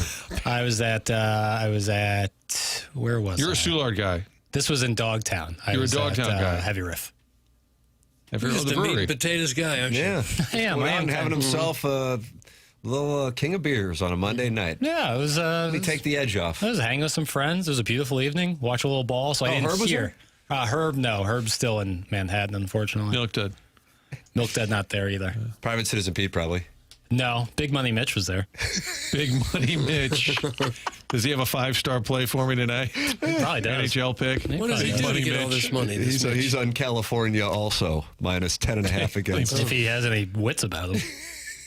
But this is maybe reading too much into it. But the way Caleb answered it was just kind of flimsy, wasn't it? It was like, yeah, I was here, but I don't know. I called, but nobody answered. Yeah, he's kind of a lightning rod already. So when this kind of thing happens, people I think are immediately going to point the finger at him more so. I just want more information on this entire. I watched a lot of the game, and I didn't notice that Troy Aikman was being particularly rough on him. Yeah, that's good.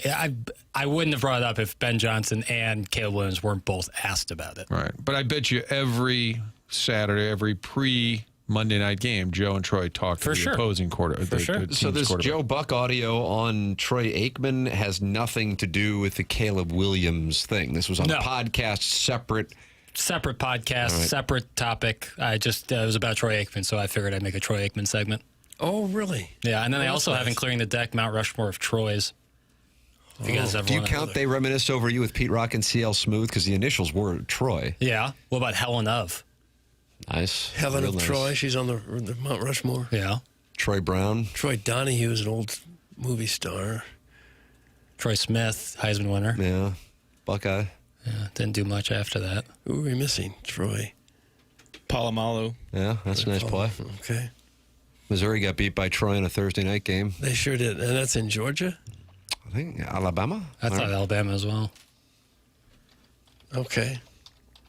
This has brought us to an entire standstill. Successful segment. Caleb Williams paints his freaking fingernails. Dude's the epitome of soft. It's from Eric in the Central West End. Yeah. I think Sherman started saying Eric in the Central. Before you even read it, Tim, I think he knew. You can smell it coming. All right, Jackson. Here's Jackson's Troy audio segment. One, I can't wait to hear the end of this question. he's a bigger man than you think sometimes. Yeah. Massive hands, right? Like just a big old dude. Yeah. And now he looks like all he eats is like boiled chicken breast and asparagus all the time because Yes. he's shredded. Yes. He's also, Troy's not warm. He's intense. Yeah, like he's like always on. Yeah. Do you like, how do you have fun? It's such a good question, Ryan, because this is year 24. And I'm the one guy that can pop that. I'm the one guy that can go, hey, let's have some fun. And it's up to me to make him laugh. It is my job when we get in the booth to lighten the mood. And he knows that, by the way. This is not me talking out of school. He knows that if I get him to laugh, I've done my job and it makes us sound better. What's the pivot? That was from the Pivot podcast. Is it Ryan Clark? Ryan Clark. Was he wearing his brooch? No, it was more Did Joe casual wear a fare. JB one? Fred Taylor and Channing Crowder. Okay. Channing Tatum was married to Jenna Dewan? Am I right on Is that? that right? Just don't He was with Zoe know. Kravitz, I thought. Yeah, but he was married to Jenna Dewan, Doug, right? I came up with No, Troy he wasn't with- Tulowitzki he and wasn't. Troy Gloss. I'm still on the Troy Troy program. Gloss. This is Troy time. This is called Troy time. Interviews. This is segment 8-2, I He wasn't believe. We're with pushing Zoe Kravitz. 10:03. Segment 8-2. And it turns out that Trombone Shorty's real first name is Troy. He was just in St. Louis last week. Was he Did really? you go see Trombone? I didn't. It's a missed lot it. of fun. I've seen him live. It's a good show. But Joe is the keeper of that booth with Keeping It Light. In 2019, we were doing a Fox piece, so they sent me to Soldier Field, but they gave me a photographer from Chicago. I don't know this guy from Adam. He picks me up at the hotel. And I said, oh, Joe's great. We're going to do a segment with him and Troy, da-da-da. And we walk. And I walk in. You're still kind of intimidated. It's the Monday night. There was the Fox. It was a Thursday night game. It was on Fox. But it's the A team. They're all sitting there. There's tons of people in there. And I walk in with the camera, and Joe goes, hey, guys, my buddy Martin's here from St. Louis.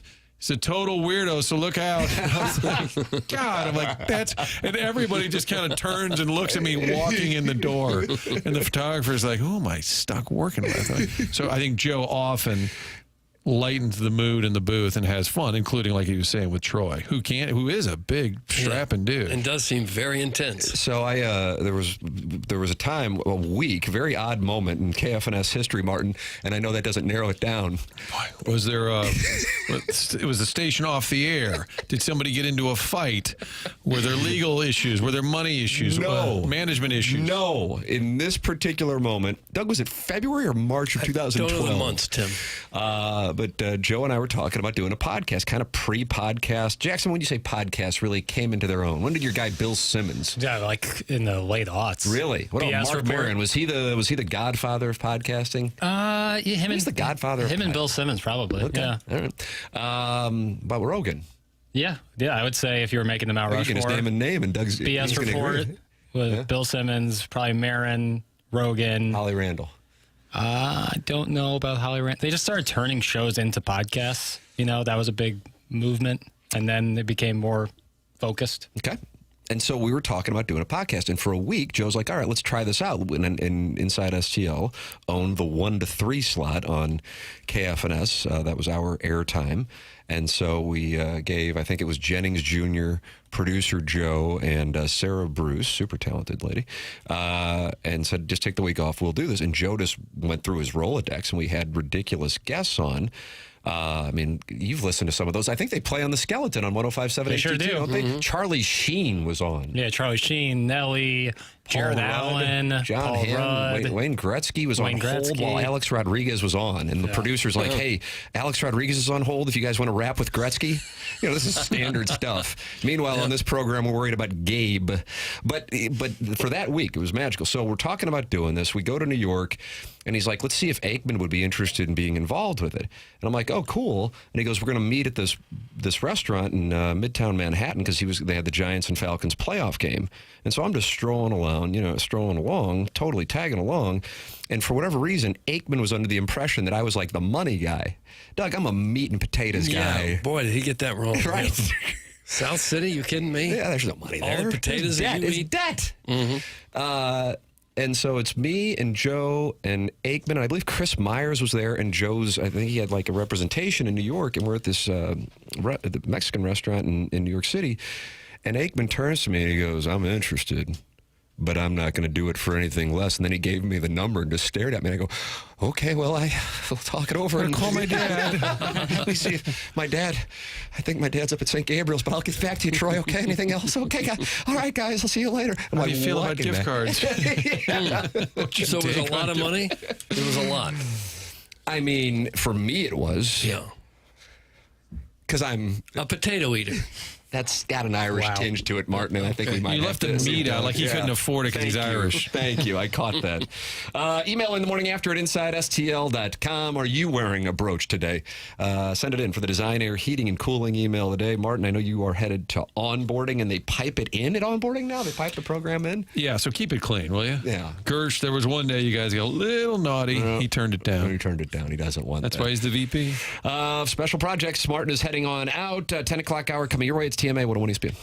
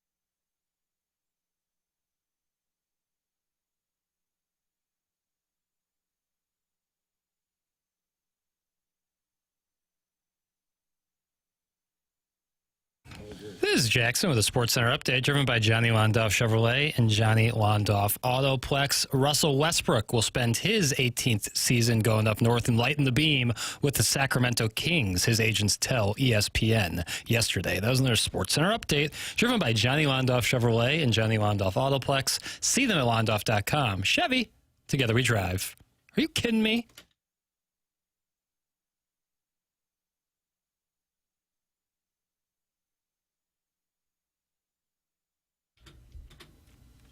Aw, Doug. Stringer Bell. Is this Wendell Pierce singing? I don't know who's singing. Doug thinks it's Wendell Pierce. I did absolutely no show prep. The Bunk? This is another TV show theme song? The Wire. The Wire. Okay, I haven't seen that. It's TMA 101 ESPN. You can text in 314-399-9646. Great interview with David Freese in our Mark Hanna Evergreen Wealth Strategies 9 o'clock hour. I like to give recommended reading, recommended podcasting. That would be recommended podcasting in a major way. And I guess now, Jackson, it's officially been greenlit by all parties. Maroon's been on, said release the interview. So I got to talk with Freese. Yeah. Well, You've listened to it more recently than I have. I have, yeah. It's very good. It's very entertaining for those who love I am so sports. annoying in the interview. And I realize I'm annoying all the time, but this is annoying at another level. But hearing Freese and Maroon, I think balances out my annoyingness. So now that it's been 5 years since we did that interview, now we just fire it up. Sure. All right. Fair enough. Doesn't sound like you're excited about it. You can piss off if you want. What's I supposed to? I mean, Doug corrects Martin on the infamous thing. Yeah, you can't call someone infamous. You're not excited about the interview. I am excited. Chairman Kerr, what are you pissed about? You tell me. We'll get this all figured out right now. We're gonna work this out. We'll do it live. No, I just couldn't be happier. See, there's Chairman Kurt. Okay. Jackson's upset because North Carolina's going to cover against Cal. I don't think they are. No. Well, I don't know. I just don't. Are you firing heavy on it? No. Oh, you got hit. Well, I'm debating. You took a beat? I'm debating. So Ohio State, Wisconsin. Luke Fickell is fighting for his job. You going Wisconsin? Well, it depends if Ryan Day is going to run it up on him.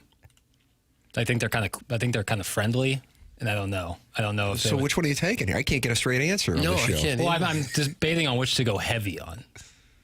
Because I think if you don't really like the game, don't bet it. That would be my counsel. But you're just dying to bet Ohio State. No. Yeah, I'm going through the plays. Okay. It's Thursday. It's time to review.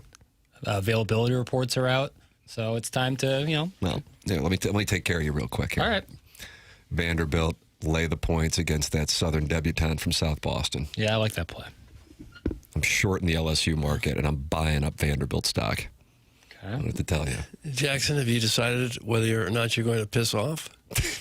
I think I will. I think I will. You're going to take time away. Guess we'll just do a best of, Doug, because we're all taking time away. That's what it's come to this point. Ryan Day and those pierced nips are definitely going to run it up on whiskey. That's from Dale in Grubville, and that's because he has pierced nips? Does he really? Are we sure about that? I don't want to kill the narrative, but I think it came out that photo from that early season game was a Photoshop job. I think the creator said it was not real. All right. Which hurt I didn't like that. You just hardly have any way of knowing anymore what's real, what isn't. Here's a lock, Jackson. Auburn money line. That's from Illini Lance. Okay. Someone's a little hurt.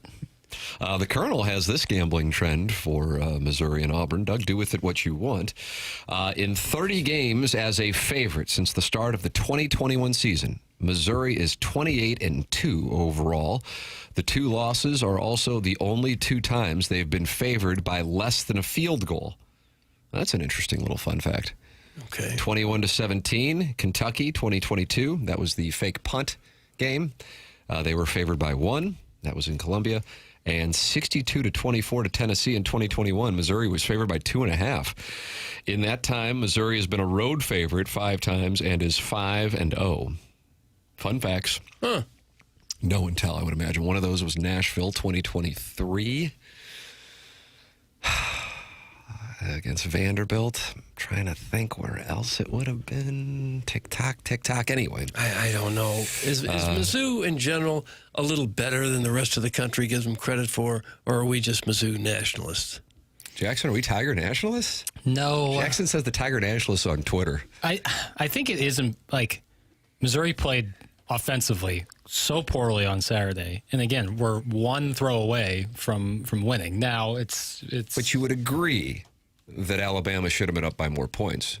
Yeah. Okay. But at the same time, like the takeaway at the beginning of the second half, that's a major moment. I think if that doesn't happen, then yes, I'm actually not even talking about the takeaway at the beginning of the second half. I'm talking about the second quarter. I mean, if there was a luck scale, and maybe there is a metric that measures it, with 2 fumbles in Missouri recovering them both, and Drinkwitz was talking about that on Tuesday. They've had 9 fumbles, Doug, so far, and they've only lost 1 of those. I mean, that is a mathematical phenomenon. Hardy's had like probably 5 on his own, probably picked up 4 of them. And then, what was a terrible decision and throw? The interception was dropped on the Alabama sideline, and I feel like there was another, but I guess it's escaping me. And then Alabama and Ty Simpson, his knee touching the ground on what would have been an easy touchdown. They get 3 points instead of 7. Yeah, but so I have to, and I'm a Missouri fan. Yeah, the obligation is to say what I thought. Similar to like it would have been, I would have been accused of being a homer had they lost to South Carolina or Kansas and gone Missouri outplayed the hell out of them. Sure, they lost the game. If Missouri would have beaten Alabama, I'd have gone, I don't know how the hell they won that game because they got outplayed. In my opinion. Now, Bill Conley's SP Plus metric says Missouri should have won the game. I'm kind of fascinated by that metric. It just runs through the box score. But either way, what were you about to say? I cut you off. No, it's all good. To play devil's advocate, Alabama also scored after the targeting call, which, if you look at it, is a little more 50-50 than I think what it looked like on the field. They got 7 points out of that as well. So they also benefited from 50-50 play. Was the targeting call on third down? I don't think it was on third down, but they definitely scored at the back end of that drive. Am I misremembering, or did Mizzou drop an interception in or near the end zone? No, I feel like that's overstated. It was over the guy's head. Was that Rodriguez or no? But it was in the first quarter. Yeah, Rodriguez dropped one against South Carolina. Yeah. Oh, he dropped a couple. Yeah, they were dropping that. If anything, that's another illustration why I think that game should have, just like I think the Alabama game should have been more in Alabama's favor. Missouri, South Carolina, they were dropping interceptions left and right. I mean, there is a luck element to it. Now, that doesn't mean I think they will lose to Auburn. I want to be clear. But, I think if you're a neutral observer of the Missouri-Alabama game, that wasn't a 3-point game. That's what I would agree there. Okay. I think it's a 1-score game, but not a 3-point game. So... And that's, in a sense, a compliment to Alabama. I love Alabama against Tennessee so much. A lot of points. That it makes me wonder if I'm missing something on Tennessee. I've been short in the Tennessee and LSU markets, and I'm buying up Vanderbilt stock. Any stocks you buying or selling, Doug? Not so much. I think it's going to be a really charged-up atmosphere in T-Town this weekend. I think it's going to be a nice little skull pounding. You think so? You're going to be happy because I know you hate Tanner. I do hate Tanner, and honestly, the better Alabama is, that benefits Missouri. So, yeah, I'm definitely rooting for the Tide this weekend. That was textbook targeting defenseless receiver. Quit being a homer, Jackson. That's some Kurt's former coworker. It's funny because I saw a guy who played in the NFL say it was a very clean hit. Oh, is that right? Who said that? Kenny Stills. Kenny Stills, Oklahoma Sooners? Yeah, and then Miami. Yeah. He said, he quote tweeted it, clean hit. He's what talking was he supposed college to do? football for teams he didn't play for. That's interesting. I think he's just a ball lover. God bless him. Yeah. Sometimes it seems like if the guy is hurt by the hit, they're far more likely to throw flags. Yeah. Even if it's a legitimate hit, if the guy is really gone before he hit the ground. Yeah, he got smoked. But I think the reverb of the hit had his helmet hit Marvin Burks, and that's what created the helmet to helmet, not necessarily the hit. But agree to disagree. They called the targeting on the field and threw him out, so there's nothing really to argue. And how about the targeting on the running back who got knocked out also? Yeah. There was no targeting call. Yeah, You're saying there should have been? They didn't call that one. Jam Miller, yeah. Right. And he was knocked out before he hit the ground, too. Yeah, he's still questionable for the Tennessee How about this? Harrison's brother Master coming to Jackson's defense. What a moment in show history. That was 100% not targeting. I was frustrated by how quick the replay of that was. It was like they were trying to keep it going along. I was like, well, that's your starting safety. He's a captain on the defense. That's a big moment in the game. I thought it was a big turning point. I thought Drink said Twitter's fake. That's from Kurt's from a coworker. That's what Drink said. That's for sure. It was clean. The call was soft. It's from the white-collar Hoosier. Guys, if we have replay, I thought maybe take some time. They take time with everything else. I would think maybe they would start to coach up some of the defensive backs and maybe lighten up on some of these big hits because we don't want to lose you for the whole game and then another half. Yeah, you look where you're hitting is always the thing. I know it's tempting when you're a defensive back, when a guy just caught a pass and you want to light him up. It's tempting to hit him just as hard as you possibly can, but it's not worth it. Jackson would be screaming targeting if the situation was reversed. It's a hunchback of Auburn Castle. I don't really feel like relitigating this. It's not that interested. If you hate Missouri, drop the subject because you don't have a team to root for, then I feel bad for you. So, all right. Mizzou will beat and cover against Auburn. I'm just jelly Jackson because Mizzou loses the big games by a little and Illinois loses theirs by a lot. That's from Illini Lance. I still think Illinois is a really good football team. If I'm looking... You think they got no chance? No chance. That's what you got. Was that Vince McMahon's walk-up music? Am I right? I think it's a combination of not having, like we talked about earlier, an opportunity to have a really signature win, unless USC ages well. Like if USC beats Notre Dame this weekend, that's great for the Illini. But... for a number of reasons, because then Illinois or Notre Dame's sitting there at 3 losses. And keep an eye on Notre Dame. And they seem, I know they have very small losses to 2 really, really good football teams, but they will not have a real opportunity for a signature win themselves. They need USC to win out after they beat them. That's what they need. Right, essentially. And so I think it's just that Indiana game is going to look tough. And I think Indiana is going to have an outstanding season. So but similar to Missouri last year, when you just don't look like you belong in the same field, it's going to be tough to convince people if there's other 10-2 teams. So I'm not saying no chance. I just think it's less. Illinois currently not ranked in the AP. Ranked 25 in the coaches poll. So they got a lot of work to do and going to need some help if they're going to get high enough in the rankings to. Well, this is why I did this yesterday. Let me do it again for you. What would Missouri's record be if they had Illinois' schedule? Yeah, they would have 2 losses for sure. You agree with that? Yeah. Yep. It's not going to play well in Tiger Board. Oh, that's okay. It's okay. Yeah, you were being called a Tiger nationalist. Yeah, he's out of the litigation business. I am. But, Missouri has, people can talk about Missouri's schedule at the beginning, then they'll make up for it in the back end. They played Alabama last week. They got to go on the road to Auburn. They got some tough games out of them. I think Missouri needs A&M to be really good, to be undefeated. Yeah, agreed. When they come a-calling in Columbia, Missouri, get themselves a night game. Yeah, and have A&M be sitting there with wins against Notre Dame. Who else have they beaten? Auburn, Florida. I feel like I'm missing one, and I apologize. By that time, it will have been Arkansas and LSU if they are undefeated. LSU would be the one that they have coming up. I think the LSU. I think there might be the Brian Kelly talk could get going here this weekend. You think this could be the start of it? I just think Vanderbilt's good, but in fairness on Vanderbilt, who have they beaten? Right. It's like you see at the beginning of the year, Virginia Tech and South Carolina, and then you see the situation with both those. Yeah, I think it's the way they beat some of the.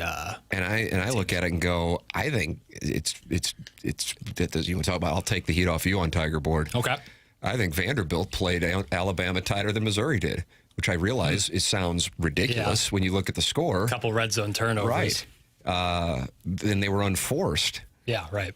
So, I think my point being, it's not like it was a discrepancy. You look at the score and it sounds ridiculous.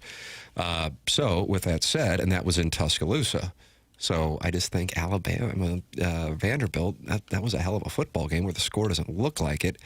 And I don't really know. LSU's wins don't look the same now because it was Clemson. Yeah. And they were kind of messing around with South Carolina on Saturday night. Yeah, Florida. That win. Well, at that game, you have DJ Lagway threw 5 picks, and you only won by 10 points. That math doesn't add up. I love Vanderbilt. Oh, do you really? Now Jackson loves Cal. I love Vanderbilt.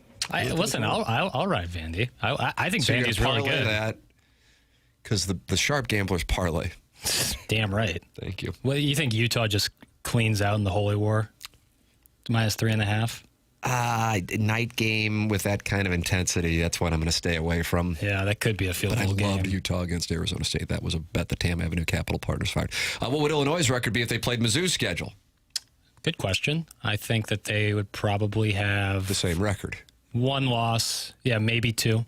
What would the second one be? Maybe Kansas. I don't know. Maybe. I just am throwing it out there.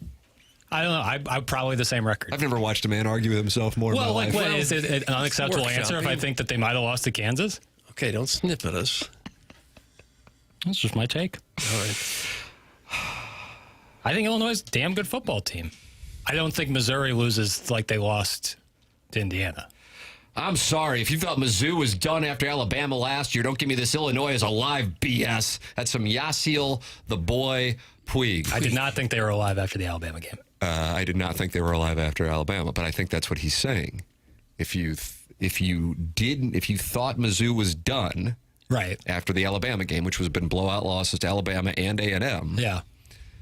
Don't give me this Illinois is alive BS. Well, I don't think they got beat as bad as Mizzou got beat by Alabama to Ohio State. That's correct. But here is the difference. And I respect Yasiel the Boy Puig. How can you not respect Yasiel? I respect the hell out of him. Number one, Illinois had what I think will be a better win than Missouri had last year in their win against USC. Mm-hmm. And number two, I would be very surprised if Ohio State and Indiana were not in the playoff. And last year, Missouri's 2 losses were to teams that were not in the playoff. Yeah. And that is my reasoning. Yeah. Now, if you disagree with me, I just want to convey this, man, do I respect you? You know, there's a lot of people out there who disagree with me, but let's disagree respectfully, Doug. Okay. Yeah, I mean, Missouri scored 1 touchdown in 120 minutes of football combined against A&M and Alabama. That's two, like Tim said, 2 teams that did not make the playoff. And Indiana and Ohio State might be the 1 and 2 teams at the end of the season. There's no sexy confidence on Jackson today. That's from Who's on First. You had the sexy confidence yesterday? Or was it 2 days ago? Did you take your B12 today? Yeah. Who's your daddy doesn't Who's on First? Oh, Who's on First? Yeah. Well, that's my rubric.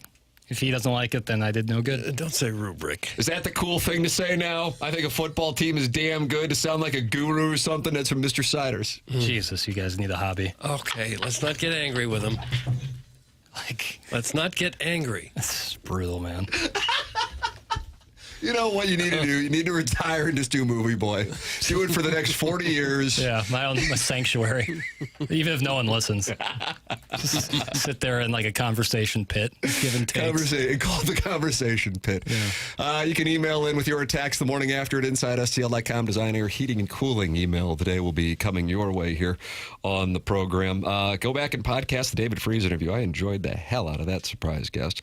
And Freese was a great interview. Major recommendation there, and major recommendation to Dr. Brandon Pryor and 100 West Dental on Manchester in Baldwin. No dental insurance, not a problem at 100 West Dental. The membership plan aids in the cost of the dental work for those who do not have dental insurance. If you're thinking about Invisalign, give them my name. You're going to get $1,000 off an Invisalign package. If you're on the fence about Invisalign, they have a digital scanner that'll show you a simulation of what it looks like before you even go through with it. They are online at 100westdental.com or call 636-585-0100. That's 100 West Dental, 636-585-0100, 100 West Dental. That's the great Dr. Brandon Pryor. You don't need to call the schedule. Just go to the website, 100westdental.com. Check the calendar online for availability and book right then and there. The program's called TMA. It's 101 ESPN.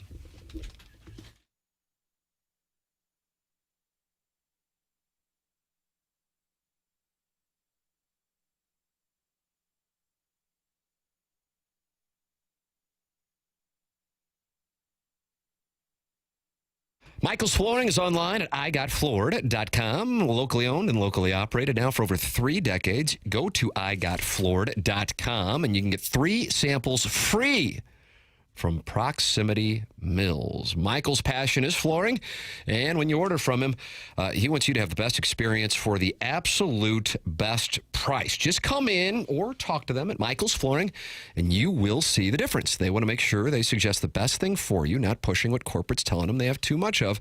There's a reason that Michael's Floorings continue to grow through the 31-plus years. Employees love working for him as they feel like family, and he makes sure they're taken care of, and this then rubs off to the families buying the product as they have the best interests of the buyers at heart. They have it all at Michael's Flooring, and they have so many varieties of all flooring and have 3 easy-to-get-to locations in St. Louis. They are in Creve Coeur, they are in Dardenne Prairie, and they are in St. Peter's. Come see why people are loving getting floored by Michael, and make sure you visit their website, igotfloored.com.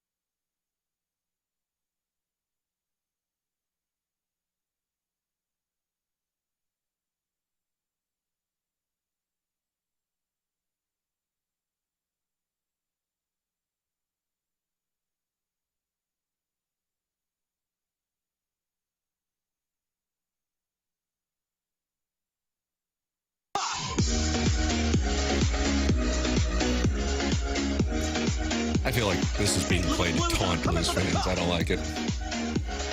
No, get right back off. You know, you get knocked down, get right back up. All right. Dallas Stars on Saturday. Too early to panic. You're not panicked, Doug. No, not after 2 horrendous home losses. Blue Stars pregame, 5 p.m. Puck drop, 6 p.m. here on 101 ESPN 8-3. Your final last night at the Enterprise Center. Doug's going to the game on Saturday, and I think that could inspire the boys, eh? I would think. You think it could be the blue jerseys, not wearing those clean white ones? No, undefeated in the white jerseys. Right. Can't be ignored. Can't be ignored. I forgot I put out a poll on the TMA Twitter earlier on. Is that right? What do we got? I asked what would you rather go to on Saturday night, or what would you rather do on Saturday night? Go to Blues versus Stars, or watch Mizzou Auburn on TV? Okay, those are our two choices. Correct. I have not looked yet. Okay. When did you post this so I can get a sample size idea? At 8:32. Can we get how many voters we've had? I was going to guess 300-ish. 137. Okay. I'll say 60-40 Blue Note. I'll say about that, watch the Mizzou game. Okay. Boy, I am torn as hell on this. You boys have put me to the test. Doug didn't do the Price is Right thing either. Yeah. Got me on that. I'm going to go 70-30 Missouri. As of right now, 57% would rather watch Mizzou Auburn on TV. Got that. So I was pretty close. You were real close, Doug. Yeah, really good. You're really dialed in Nice right now. I going like me. it. You know your yardage. Nice going me. I mean, do you think that poll is any different if last night's game is not such a disaster? That's a good question. Probably not. Probably not. I think it People just has so much to do with it's an October hockey game versus The Blues have their diehard fans. They're going to show up every night. Right. I just hate the way things have worked out the last couple of weekends that the games I want to watch happen to be on at the same time. Sucks. I mean, I realize it's results-oriented that the Illinois-Ohio State game was the same time as Missouri, but that was, I mean, what are the chances? The two local programs are playing the bluest of blue bloods in their conferences, and they happen to be really good teams this year as well. And now Missouri's playing at the same time. Yeah, this weekend, too. Is War Eagle, against War Eagle against the Blues and Stars game. And then you got Tennessee, Alabama, same time as the Missouri game. USC, Notre Dame, same time as the Missouri game. Utah, BYU, same time as the Missouri game. Sucks. You really into that Utah BYU? I feel like you might be sniffing around to put some action. I'm just warning you about that one. Don't mess around with the Holy War. I know, but it's such a fun game to watch because they really do hate each other, and I love seeing that. I just don't think, I think I'm going to lay off that. But I think I'm going to keep my action to the SEC this weekend. Ooh. What was that? What happened right there? Talked himself out of it. Oregon, Rutgers. I feel like Oregon, Dan Lanning loves running it up. You think he's going to go put it on Greg Schiano? It has nothing to do with Schiano. It just has to do with, I think Lanning's pissed about last week. And, I think that could be one where he goes way, way up. I applied that theory to Penn State against UCLA and Northwestern, and it did not work out for the Tam Avenue Capital Partners. They're wearing their third jersey Saturday, which is their blue one from last year. Good show prep. That's from Drinking with Kevin in Wright City. I think that's a good sign for the Note, Change it up a bit. Doug, going to look for you in the concourse on Saturday. That's from Sharon and Clayton. Oh, okay. All right. Well, I'll try to be there. I love going to Mizzou games. Blues games. Both. Mizzou games, too. Yeah, both. Both of them. Yeah. Both of them. Do you wish that Enterprise Center had troughs? No, I'm fine just the way it is. It is good for space. You get a lot more guys in there. What? I don't know what's funny about that. Put that off. You prefer the trough because you can get more guys in When there? I have to pee real bad, I like to get done as quickly as possible. Well, you should say it moves quicker, and that's why you like it, not because there's more guys in there. I mean, I can play it back if you show me how to. It's the same thing. You get more guys in there. I know, but there's different ways of saying things that make it sound a little better. That's how I said it. People still cut that line at Furrow Field, and I've never seen that. So you're in the line in those troughs, and guys just walk in? No. And C-block you? So, in the concourse, the line forms. Right, yeah. And then people will just join the line at the front. Like a stop and chat? A chat and cut? Chat and cut. No, except that they're more brazen about it. They just do it. What if somebody has to go so bad they're like jumping up and down? Would you offer them a spot in front of you? Absolutely not. You wouldn't? Absolutely not. What if it's a kid? That's different. Okay. I have been that boy. And I have been that boy. But you've also been that guy that had to go so bad you might not be able to hold it for another 5 seconds. You got to plan better then. You got to get out there quicker. As soon as Bobby Boots kicked that line drive 30-yard field goal, they got blocked and somehow still went in. I hustled my ass to the bathroom. Still waited 15 minutes to get in there. Really? Mizzou sucks. The Blues suck. The Cardinals suck. The Doggies suck. We just suck. That's from the Veiled Prophet. He is not in a good headspace. Well, opportunity for a bounce-back weekend. Blues win on Saturday. Mizzou wins Saturday. Illinois wins. They're on a bye week. No, that's good positive thing. They win the bye week, and here we come. All right, there he is. That's Jackie Papers. We got the Design Air Heating and Cooling email today. Coming up to TMA 101 ESPN.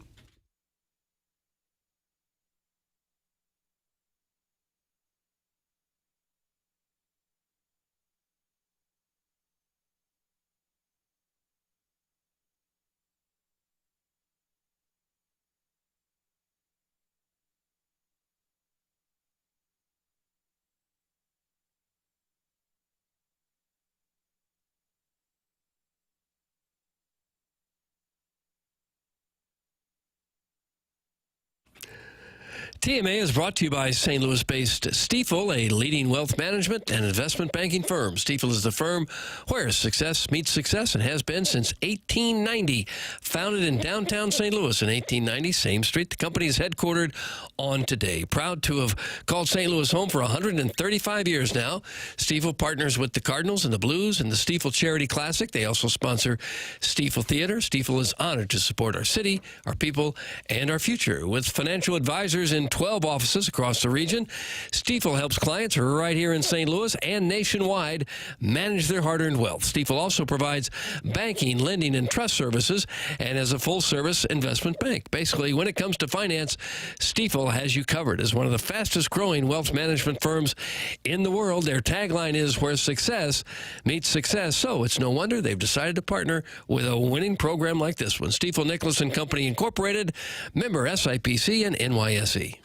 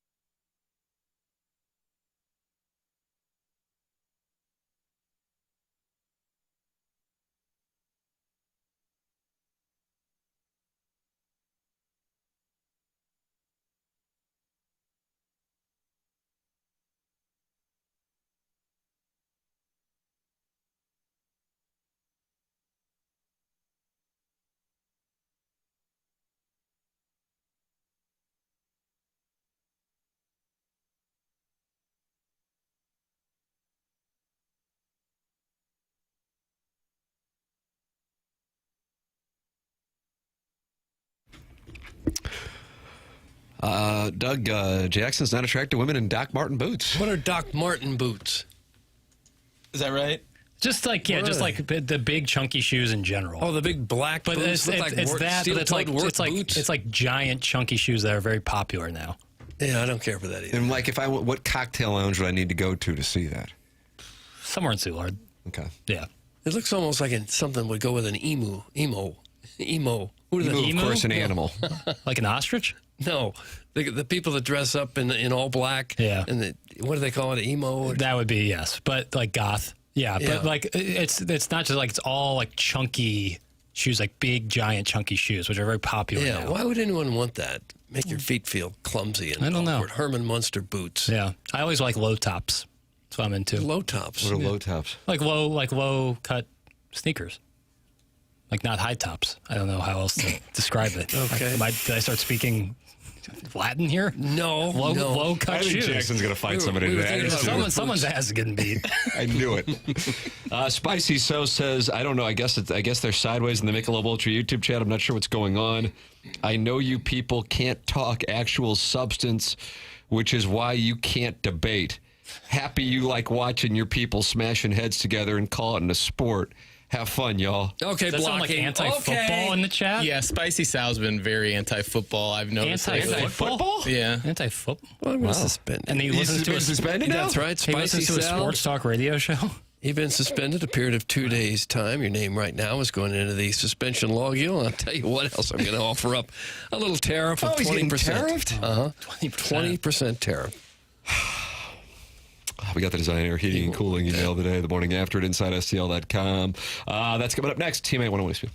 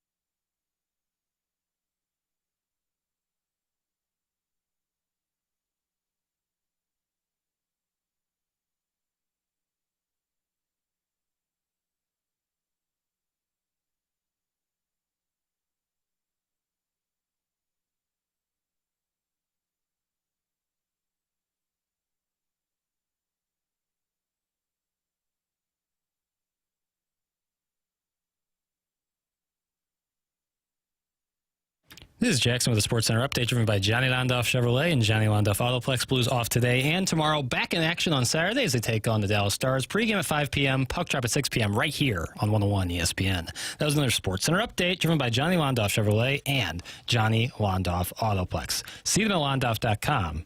Chevy, together we drive. Are you kidding me?